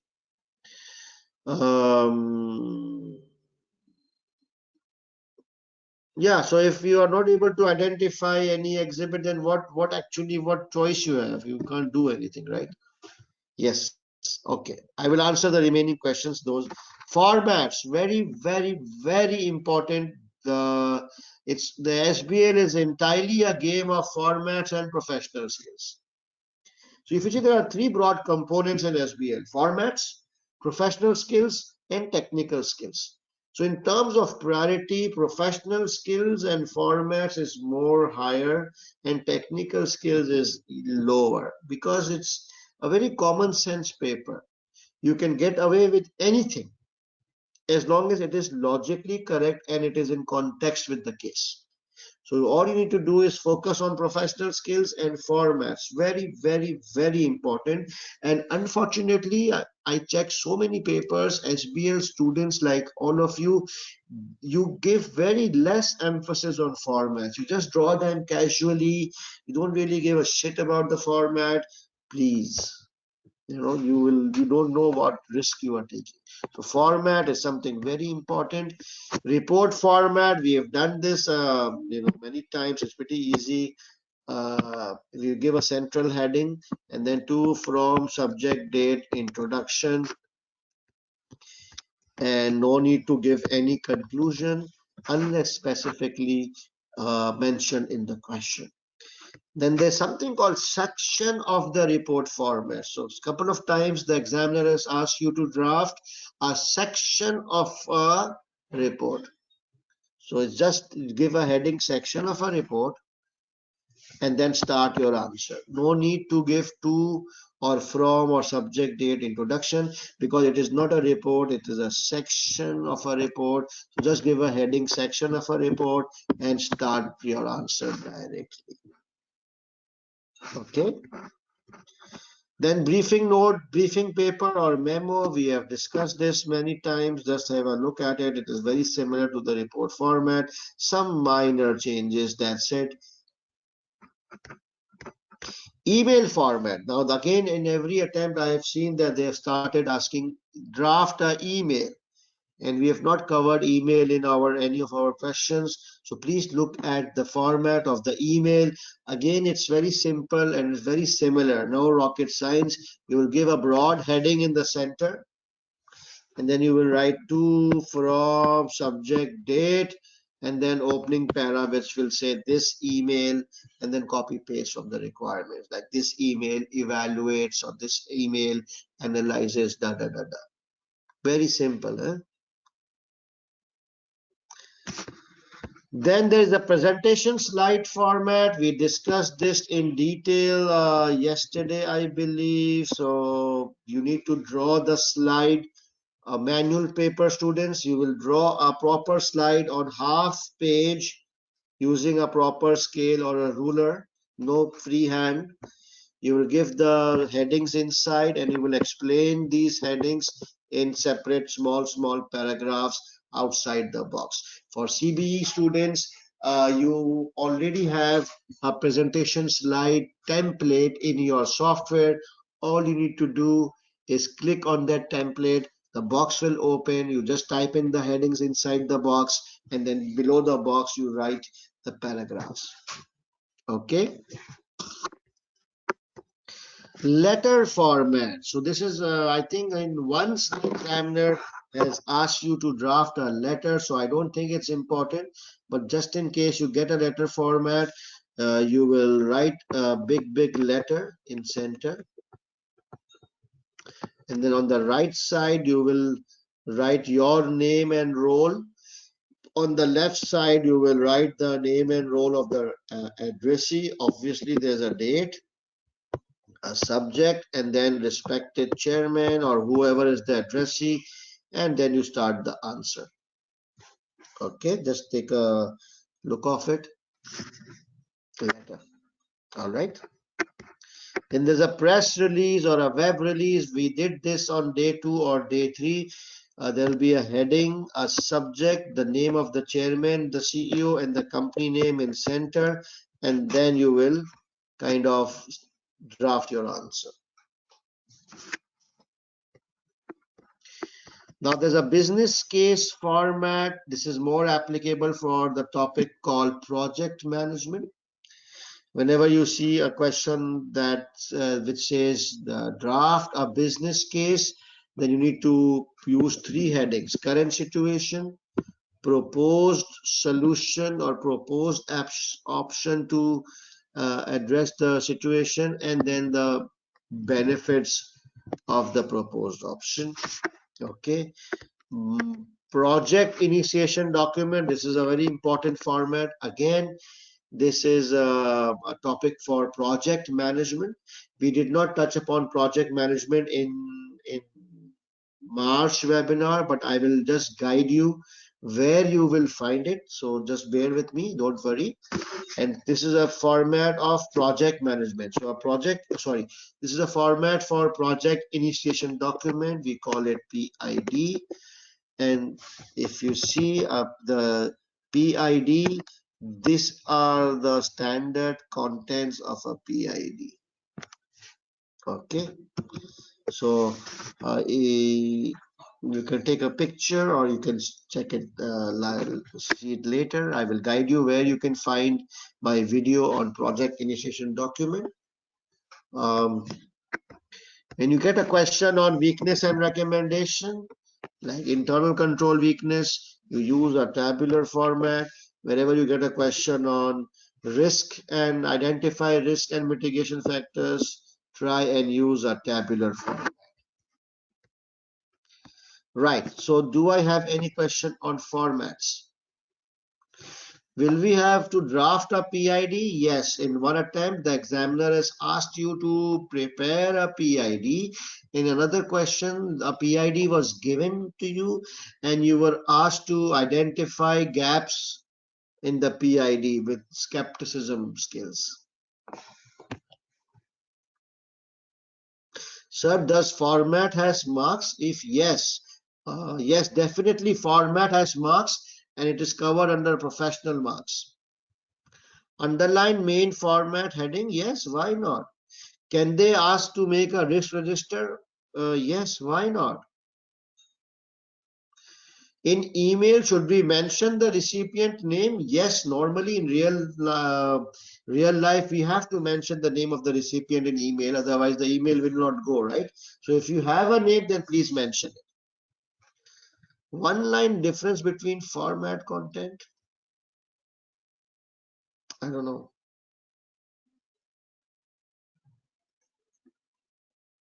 For slides, insert bullet points. Can we numerals? Yes, you can use numbers instead of bullets. Should we write email address in to or from? No, no, no. How you email address you won't have. Write names, okay? Most of December questions asked for section of the report. Oh, I see.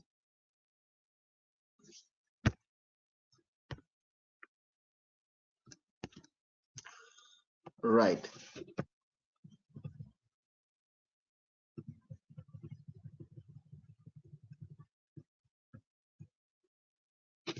Would we have been asked to list advantage, disadvantage, or it would come from the exhibits? Yes, you can be asked to list the advantages, disadvantages, and you will need to write the advantage, disadvantage in context of the case. Yes, of course, why not? Sir, if one format is wrong, example PID, will you get marks for writing the paras? Yes, you will get technical marks, but you will not get professional marks.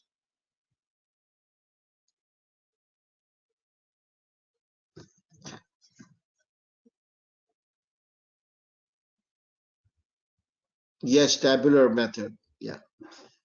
Right. So I think we are going good. Professional skills. Do you remember what I call professional skills? Professional marks. I call them cash marks. Very, very important. 20 marks. If you're able to get at least 14, 15 marks, then for sure you will pass SBL.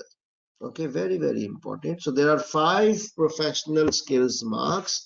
Evaluation skill, what do we need to do? We need to give a balance assessment, which means you need to give both pros and cons, right? Analysis skills means that you need to give reasons for variances. You need to identify the root cause and give the reasons why the variance is there or why the problem is there. Communication skill is again very simple. You just focus on the format, very nice format, and the tone of your drafting, keeping in mind the addressee. Commercial acumen, again, it's not difficult. You just don't talk like an accountant, you talk like a business person. Use words like market share, customers, competition, opportunities, threats, risks. So show your business understanding rather than accounting jargons. Skepticism is the one which I personally feel is the most difficult out of this 5, because in skepticism you have to make a conscious effort to change the way you draft. You have to adopt a negative tone while drafting. So we talked about it in detail yesterday, right? Use words like I disagree, it seems incorrect, it's not clear, should be further investigated. Okay. Any questions on professional skills? Tommy, you just you can ask question by typing your comments here. Muhammad Ali is asking, is it compulsory to read the whole paper contents before you begin?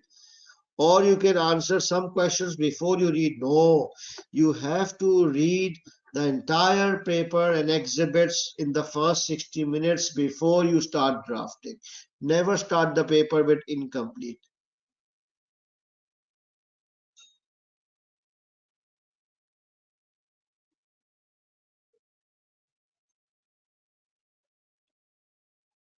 Okay. Now, certain issues for CBE students. So we all know that March attempt is the last attempt for manual paper globally, I think. Or maybe not globally, I'm not sure, but if, for sure Pakistan is last attempt for manual. From June, everybody will be on manual, sorry, CBE. But most of you are already giving CBE paper like European side and India, I believe. So there are certain issues with the CBE software which I want to highlight to you now so that you are mentally prepared. Okay. Your ID may be rejected by the automatic facial recognition software.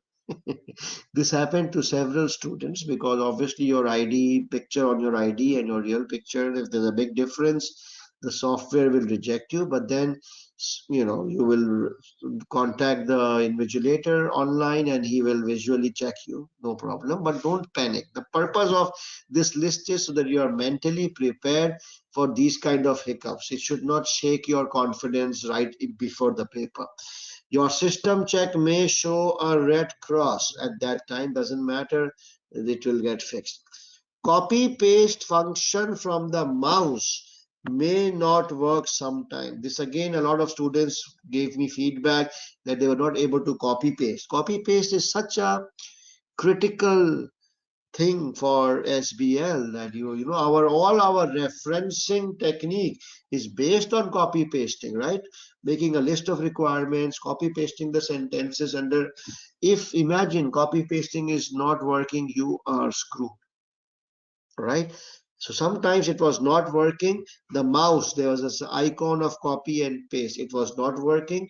Then you can use Control C for copy and Control V for paste. Just like a Word document, you select Control C, Control V.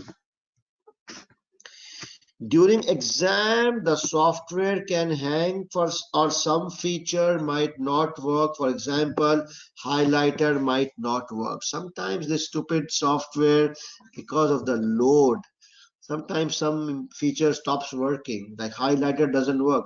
How can I you know, read without if the highlighter is not working?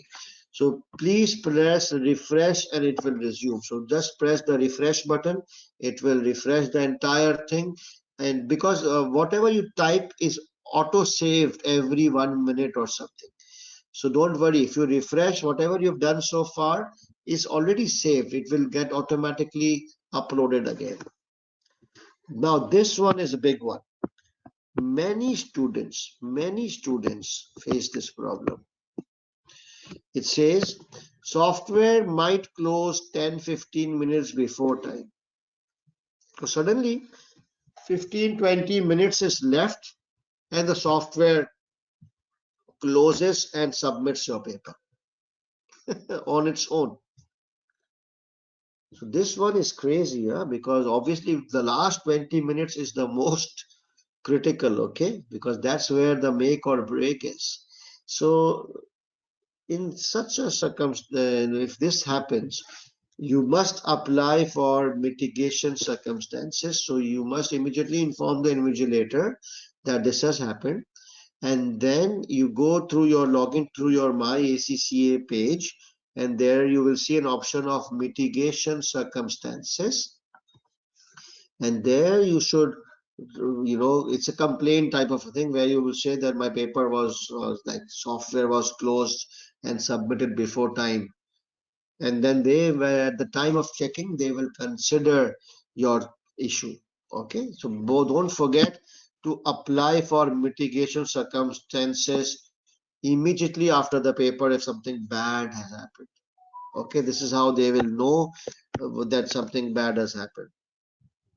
All right, and then the actual CBE exam software is slightly different from the CBE practice platform. So obviously you need to practice your CBE on the CBE platform.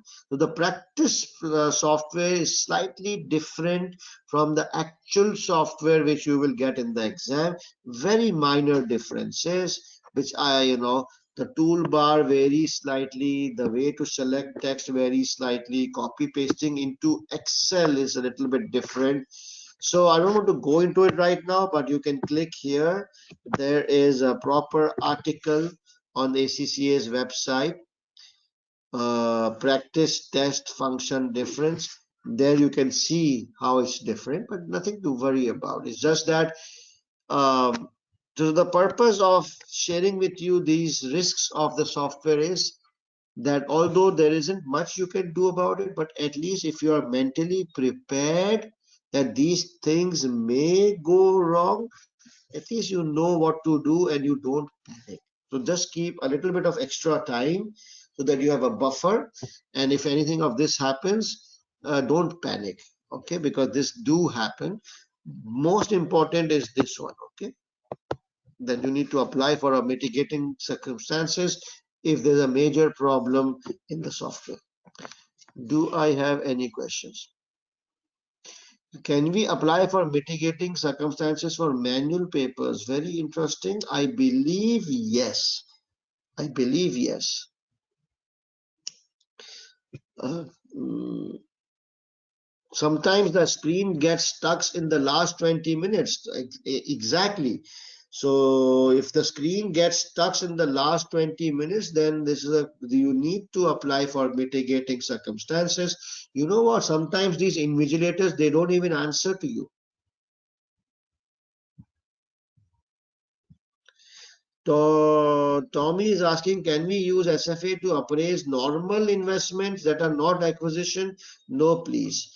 SFA only used for acquisition. For normal evaluation for any other option, you just use a common sense pros and cons approach. Please watch my day one video on this. Rejected for 30 an hour. Okay.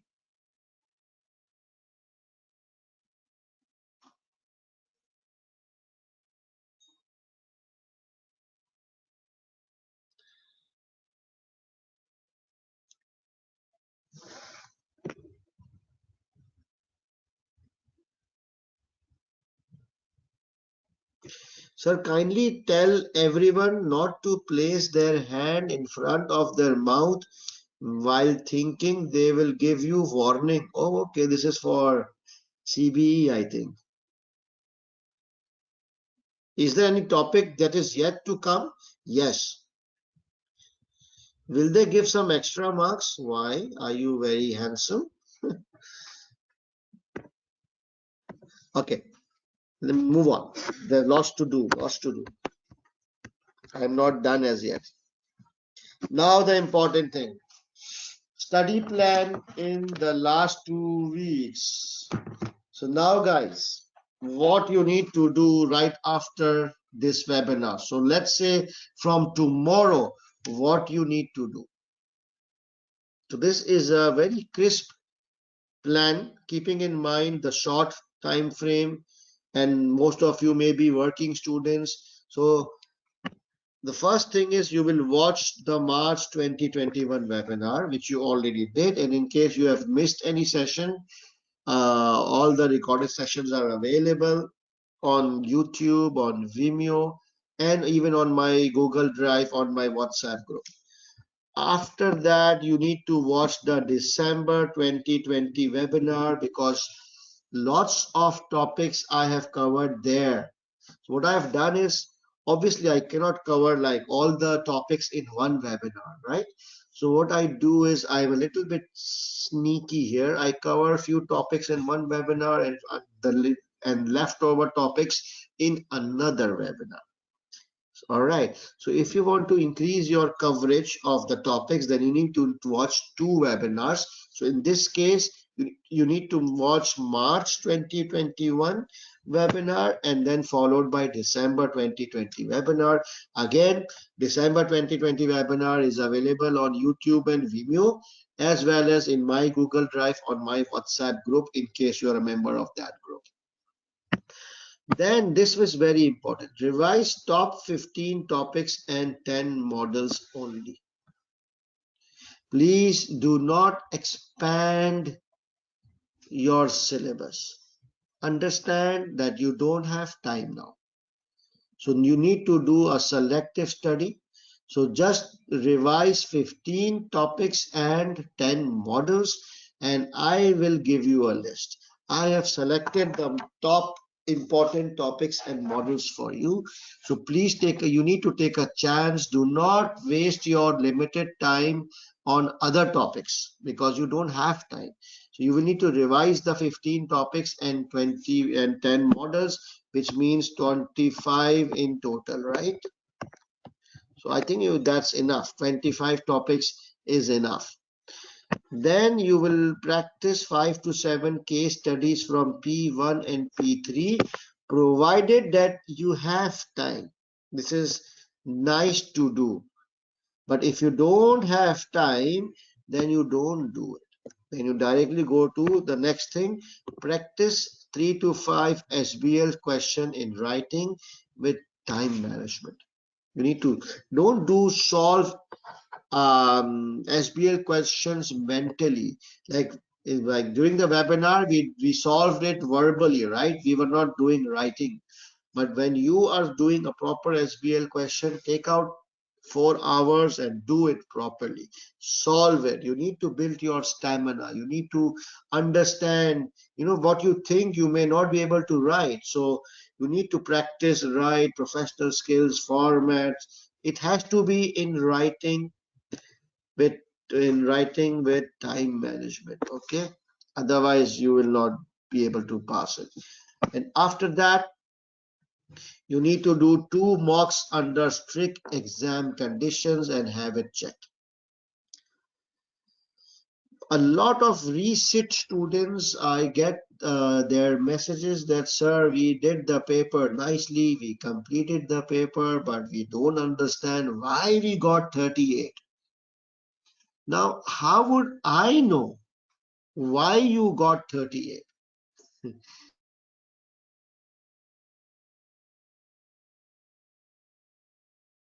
Tell you why you got 38. So the only thing I can tell to them is, look, I'm a doctor. I need to see some lab reports. Then I can diagnose what's your problem. So then if you want to identify your mistakes, especially research students who have done self-study, the last thing is that you do a proper mock and then you have it checked from any SBL examiner. Okay. I also provide this service, but unfortunately it's not free. My college doesn't allow me to, do so much of free voluntary activities. So I have a crash mock based session, which is starting on Valentine Day, on day after tomorrow, 14th Feb. And in that I would be solving 3 SBL questions in a live class. It will be like 5-6 hours each day. And then I will keep one live mock exam. You will need to do the mock exam and then you will submit your script to me. I will check it in detail like in an exam situation, like an examiner, and give you marks and feedbacks on your strengths and weaknesses. But that's an optional thing. You don't have to go with me at all. You can go with any tutor who's well qualified. But the point is, have your mocks checked by a qualified person. Then only you will know if you are right or wrong. If you compare your mocks yourself with the examiner's answers, that's pretty misleading. Okay. So I will share the details of my mock session in the WhatsApp group. So if you're not member of the WhatsApp group, admin will My admin will share the link on the question comments, and you can click on that. Very important.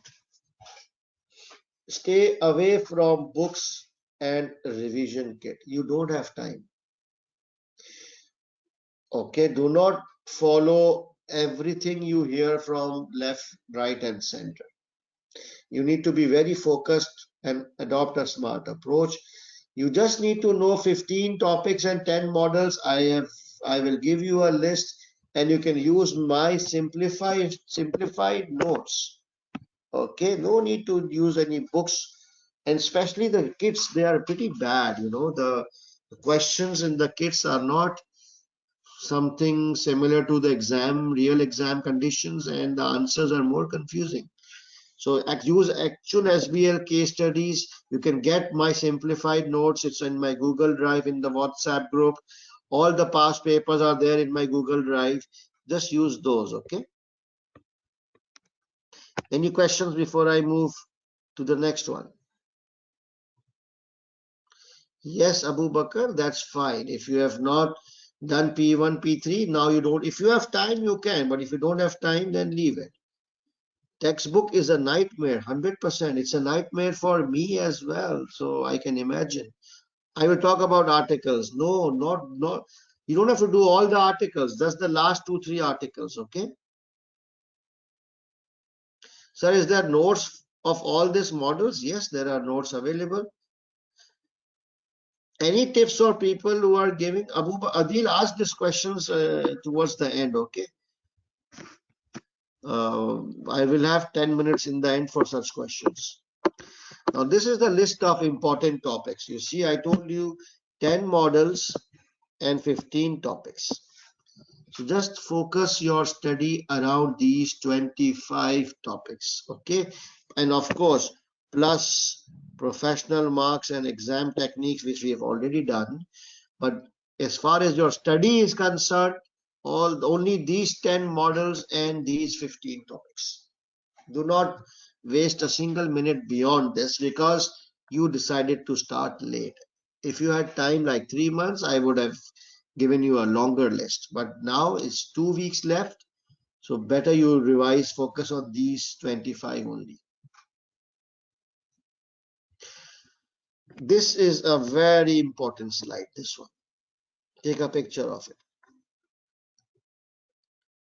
So out of these 10 models and 15 topics, which I just showed you here, I've covered almost 90% of them in my webinars. So if you look at March,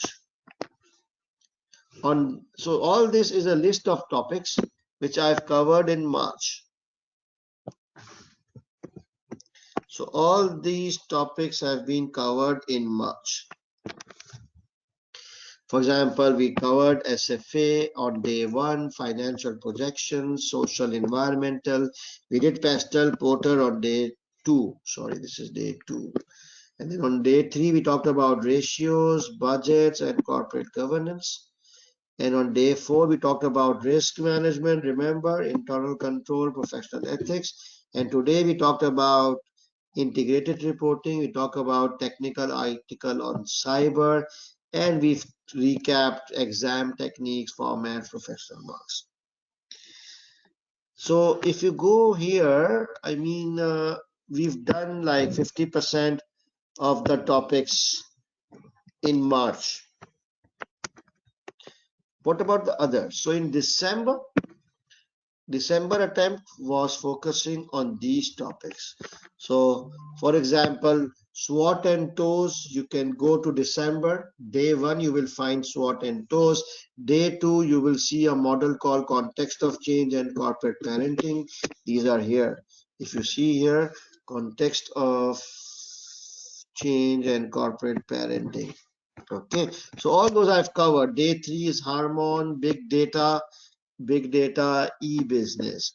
Day 4 is risk mitigation, audit committee, internal audit, funding strategies. And then you will need to go to September as well, because project management and PID, You need to cover from day 4. I've even mentioned the days for you so that you don't have to waste your time searching all the videos. So go for September 2020 webinar, open day 4 video, and you will see project management. And technical articles, you will see blockchain and crypto on day 5. Now, this is the maximum I can do for you. I cannot hold your fingers more than this.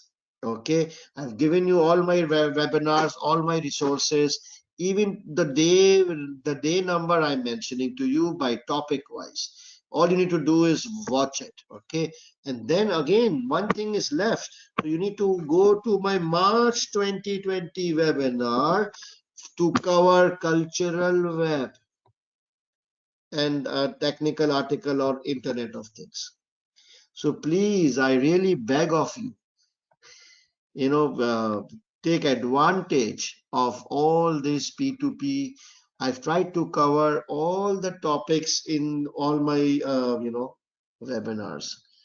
Just one or two topics are left, like value chain or stakeholders mapping model, which I might cover in my next webinar. But as of now, 95% of the topics which are mentioned here is now available to you along with practice questions. Okay, and these are all free resources, especially for self-study students and people who are financially challenged. Please use this. The only thing which is not available free is my checking of your mocks, because that involves a lot of time on an individual basis. So that my college doesn't allow me, right? Any questions? Yes, Vakas, this is all available on YouTube, and all these webinars are available in my Google Drive as well. Okay, if it's, I'm not sure about March 2020, but September, December is there, and I will upload March 2021 as well.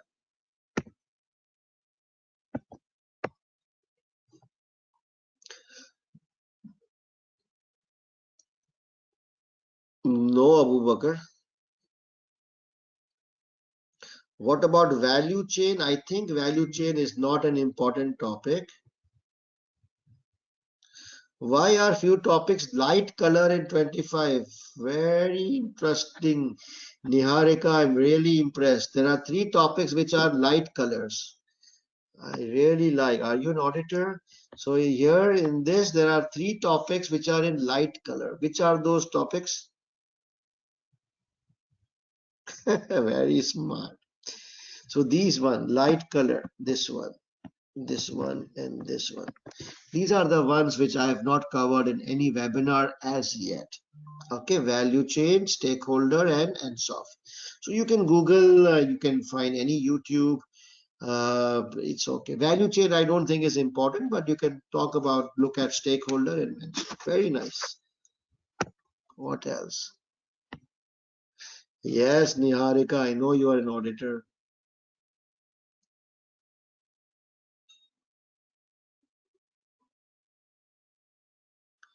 Chandani, June attempt, I will have a June proper batch after March attempt, and up to you. You can join crash for June, or you can take full classes, up to you. Sir, should we expect something from GAP webinars conducted by ACCA exams? What is GAP webinars, Abir? Please share the link. Admin, please can you share the link? Yeah, okay. Admin has shared the link to my WhatsApp group. So Abir, what is a GAP webinar? Bridging the Gap webinar. So I don't know. I haven't seen it. I mean, you can take a look at it, but now you know how to pass SBL, right? So there's a theoretical approach and a street smart approach. So I personally feel, and it's my opinion, personal opinion, and I might be wrong, that what I taught you was a street smart approach. I think no other teacher will tell you things like this. But I believe in achieving the objective by hook or by crook. So I'm more focused on street smart approach, because CFOs are supposed to be street smart. Otherwise, you're not fit to be a CFO. All those articles and bridging the gaps are more theoretical, more structured way. So it all depends on your mind, what kind of approach your mind accepts. Can you talk briefly about Internet of Things? No, Soap, I can't right now. You need to watch the webinar. Any predictions about the exam topic? Yes, I just gave you 10 models and 15 topics. That's my prediction of the exam topic.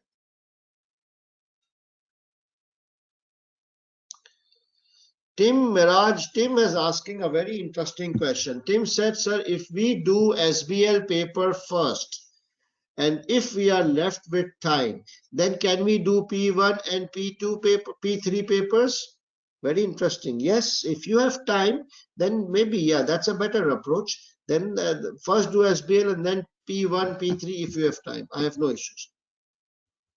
Simplified notes, you mean slides? No, by simplified notes, I have my own notes, not the slides, but you can actually, you can follow these slides. So these handouts is the simplified notes. Yeah, good one. These handouts are very simplified. Just follow these. Can you tell important articles? I just mentioned cyber security. Before that, it was blockchain and crypto. And before that, it was Internet of Things. That's it. Saad Malik is asking if someone prepared these 25 topics along with general knowledge and common sense, will he score good? 200% yes. As I think I told you, I mentioned in the first class that in my previous webinar, 4 students were global place, like country place winners.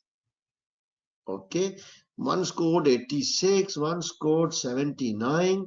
There were like 4 countries, and there were 4 top like place winners for their respective countries, and all of them only did the webinars. They were self-studying students, working students. In fact, it was the second attempt for most of them. The first attempt they did on their own. They were not able to pass. Second attempt, they focused on the webinar, they focused on all these things, and they became the country top scorers for their respective countries. Ozair, I just answered this question.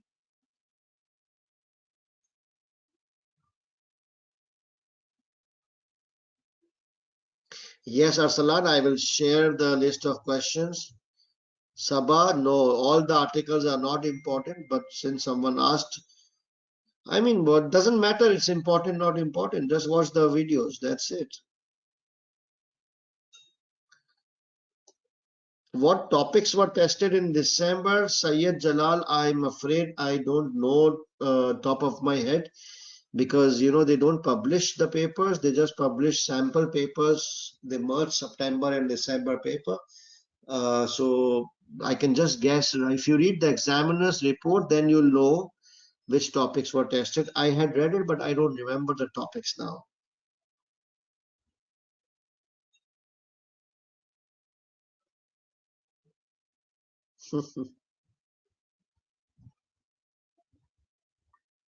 Okay, so let's move a little bit more. So this slide is very, very important. Please take a picture of it, or you must refer to it every day. This is your checklist. This is your checklist. Okay, this is your Bible.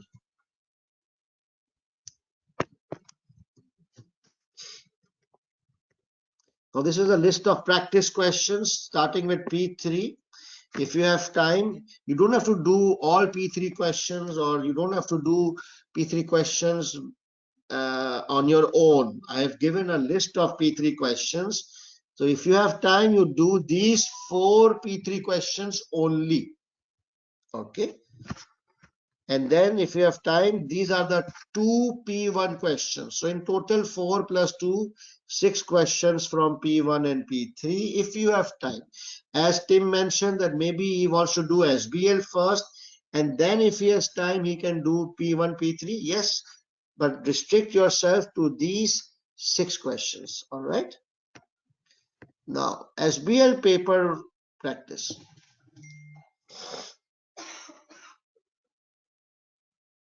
So this is a list of SBL papers which you need to do.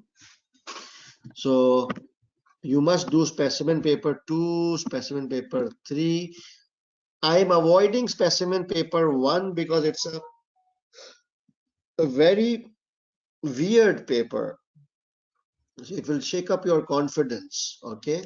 And then you do the actual September 2018, December 2018, March 2020. Again, this is a shaky paper, but try it. And then you can do September, December 2019, which is DULS. And then under mock, you try and attempt March, June 2019, which is smartware, and September, December 2020, which is BCO. Okay. If I take a mock, I might go for either one of these questions. I might give one of these questions in my paid mock session. So those of you who are planning to take my paid mock, avoid these two questions. We will practice this and we will solve this under mock. Okay. So please remember the top 3 reasons why students fail as per the examiner. The answers are not linked with exhibits. That's the reason number 1 why students fail. Insufficient number of points. That's reason number 2. And poor time management. Reason number 3. And honest to goodness, I have spent a lot of time in this webinar on trying to fix or explain these 3 things to you guys. So please remember, don't lose sight of the big picture. These are the 3 most common errors as per examiner. You must focus and fix these weaknesses. Okay. Now, no, there are nowhere on the top 3 there is any mention of technical weaknesses, right? So please.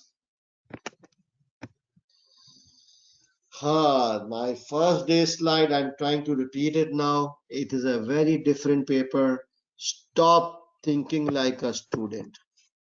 You need to think like a CFO. You need to adopt this mindset.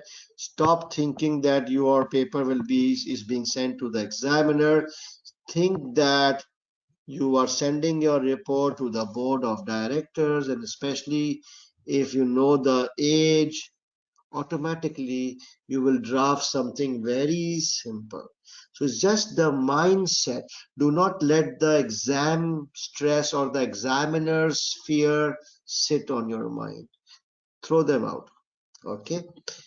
Think like you are the boss. Think that no one is smarter than you. And just you need to talk about basic things. Simple basic things. Yeah. So with this, my bottom line message is, please do not over study. Instead, do over practice. Do not try to do the book and all the topics. You don't have time. Focus on the 25 topics which I have said, and you utilize bulk of your time in practicing the SBL questions, the P1, P3 questions. If you have time, when you practice, automatically all the topic will get revised in that, right? So that's all from my side.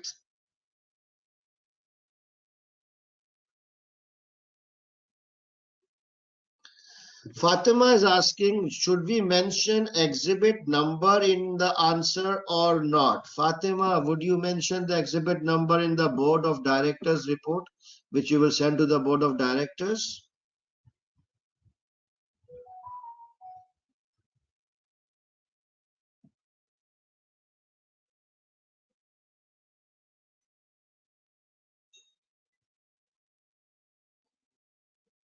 Sir, in December 20 question, what board of audit firm, which I have no idea.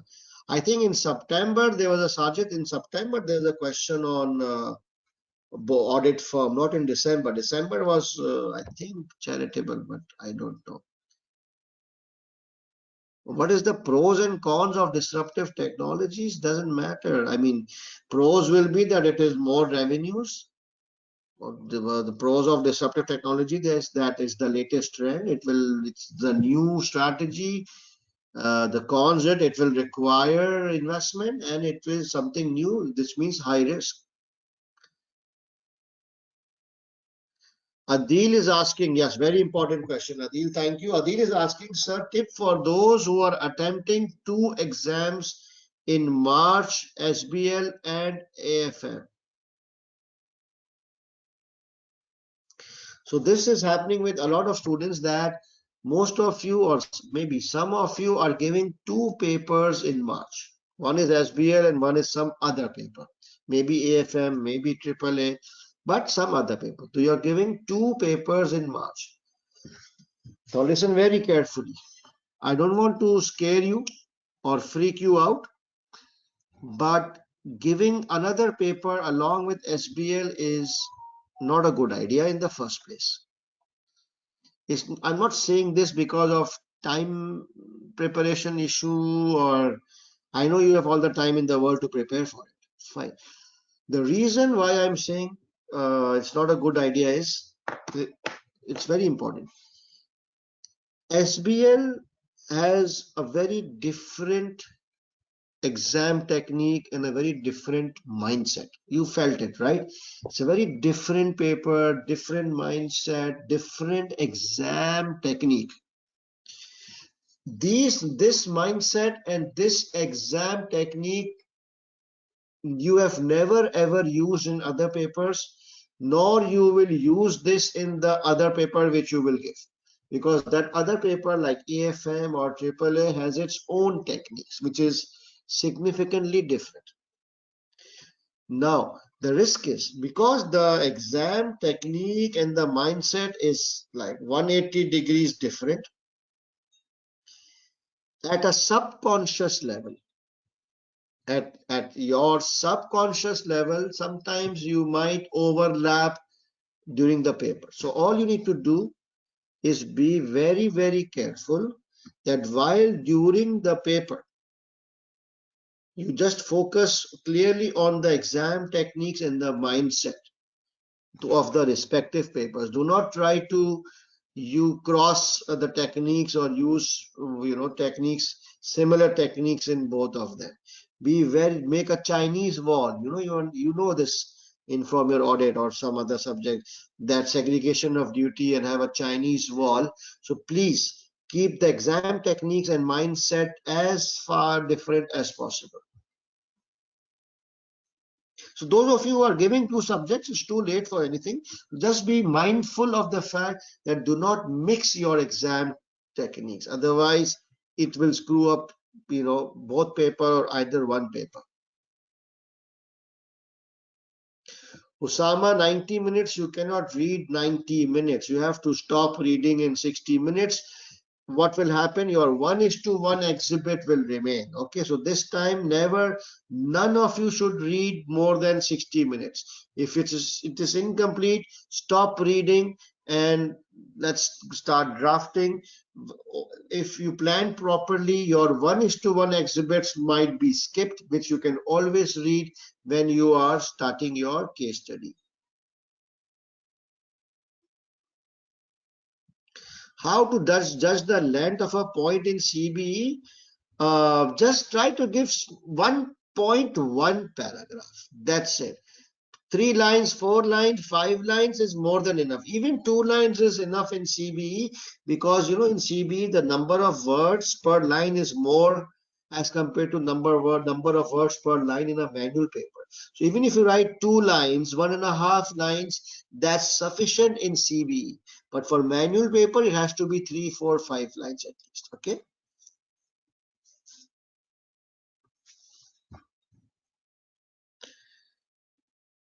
Yes, Manish, you can. Yes, a lot of students are saying that I have made this sound very easy, I've made it less stressful. It is actually easy and a less stressful paper. Why you feel stressed out is for a couple of reasons. One, you get to hear so many bad things from so many sources. You know, then in with this WhatsApp and Google and YouTube, there is something called information overload. So you get to receive so many things. Someone will ask, oh, have you done Tucker's ethical model? Now you will freak out. Oh, what the hell is Tucker's ethical model? Forget about it. So just, focus on the basics and common sense, presentation, format, professional skills. This is what you need to focus on: formats and professional skills. Theory will be from the exhibits, from the common sense. Nobody can. Yeah. So avoid information overload. Avoid those students who are crazy. Avoid those students. They will panic themselves and they will make you panic. So avoid those students, avoid large students group. Even in my WhatsApp group, if someone asks a wrong question, I give that person a piece of my mind, and I can also shoot that person if he repeats that mistake. So just basics. And please remember, you are giving SBL paper. It's a core paper. Some of you are giving SBR paper, again a very senior level paper. Some of you are giving AFM as well. It's a senior level paper. So if you guys have reached this stage of ACCA where you are about to give SBL or SBR or AFM or AAA, you are the senior most batch of ACCA right now. And if you have reached this level, you are not dumb. Okay, you do have some level of intelligence in you, otherwise you would never have been talking about SBL or SBR or AFM. You do have intelligence. It's just that SBL needs a little bit of different technique. Just follow that and you will pass. Okay, just follow the techniques, you will pass. All right, guys. So with that, I would like to end up the session. It's 2 minutes over the time. And please, if you are not in my WhatsApp group, if you want to stay in touch, please click the link provided by admin. Admin, can you please provide the link once more? I think they just provided. And if you can't, then you can message me on my WhatsApp. This is my number. You can see on the screen here.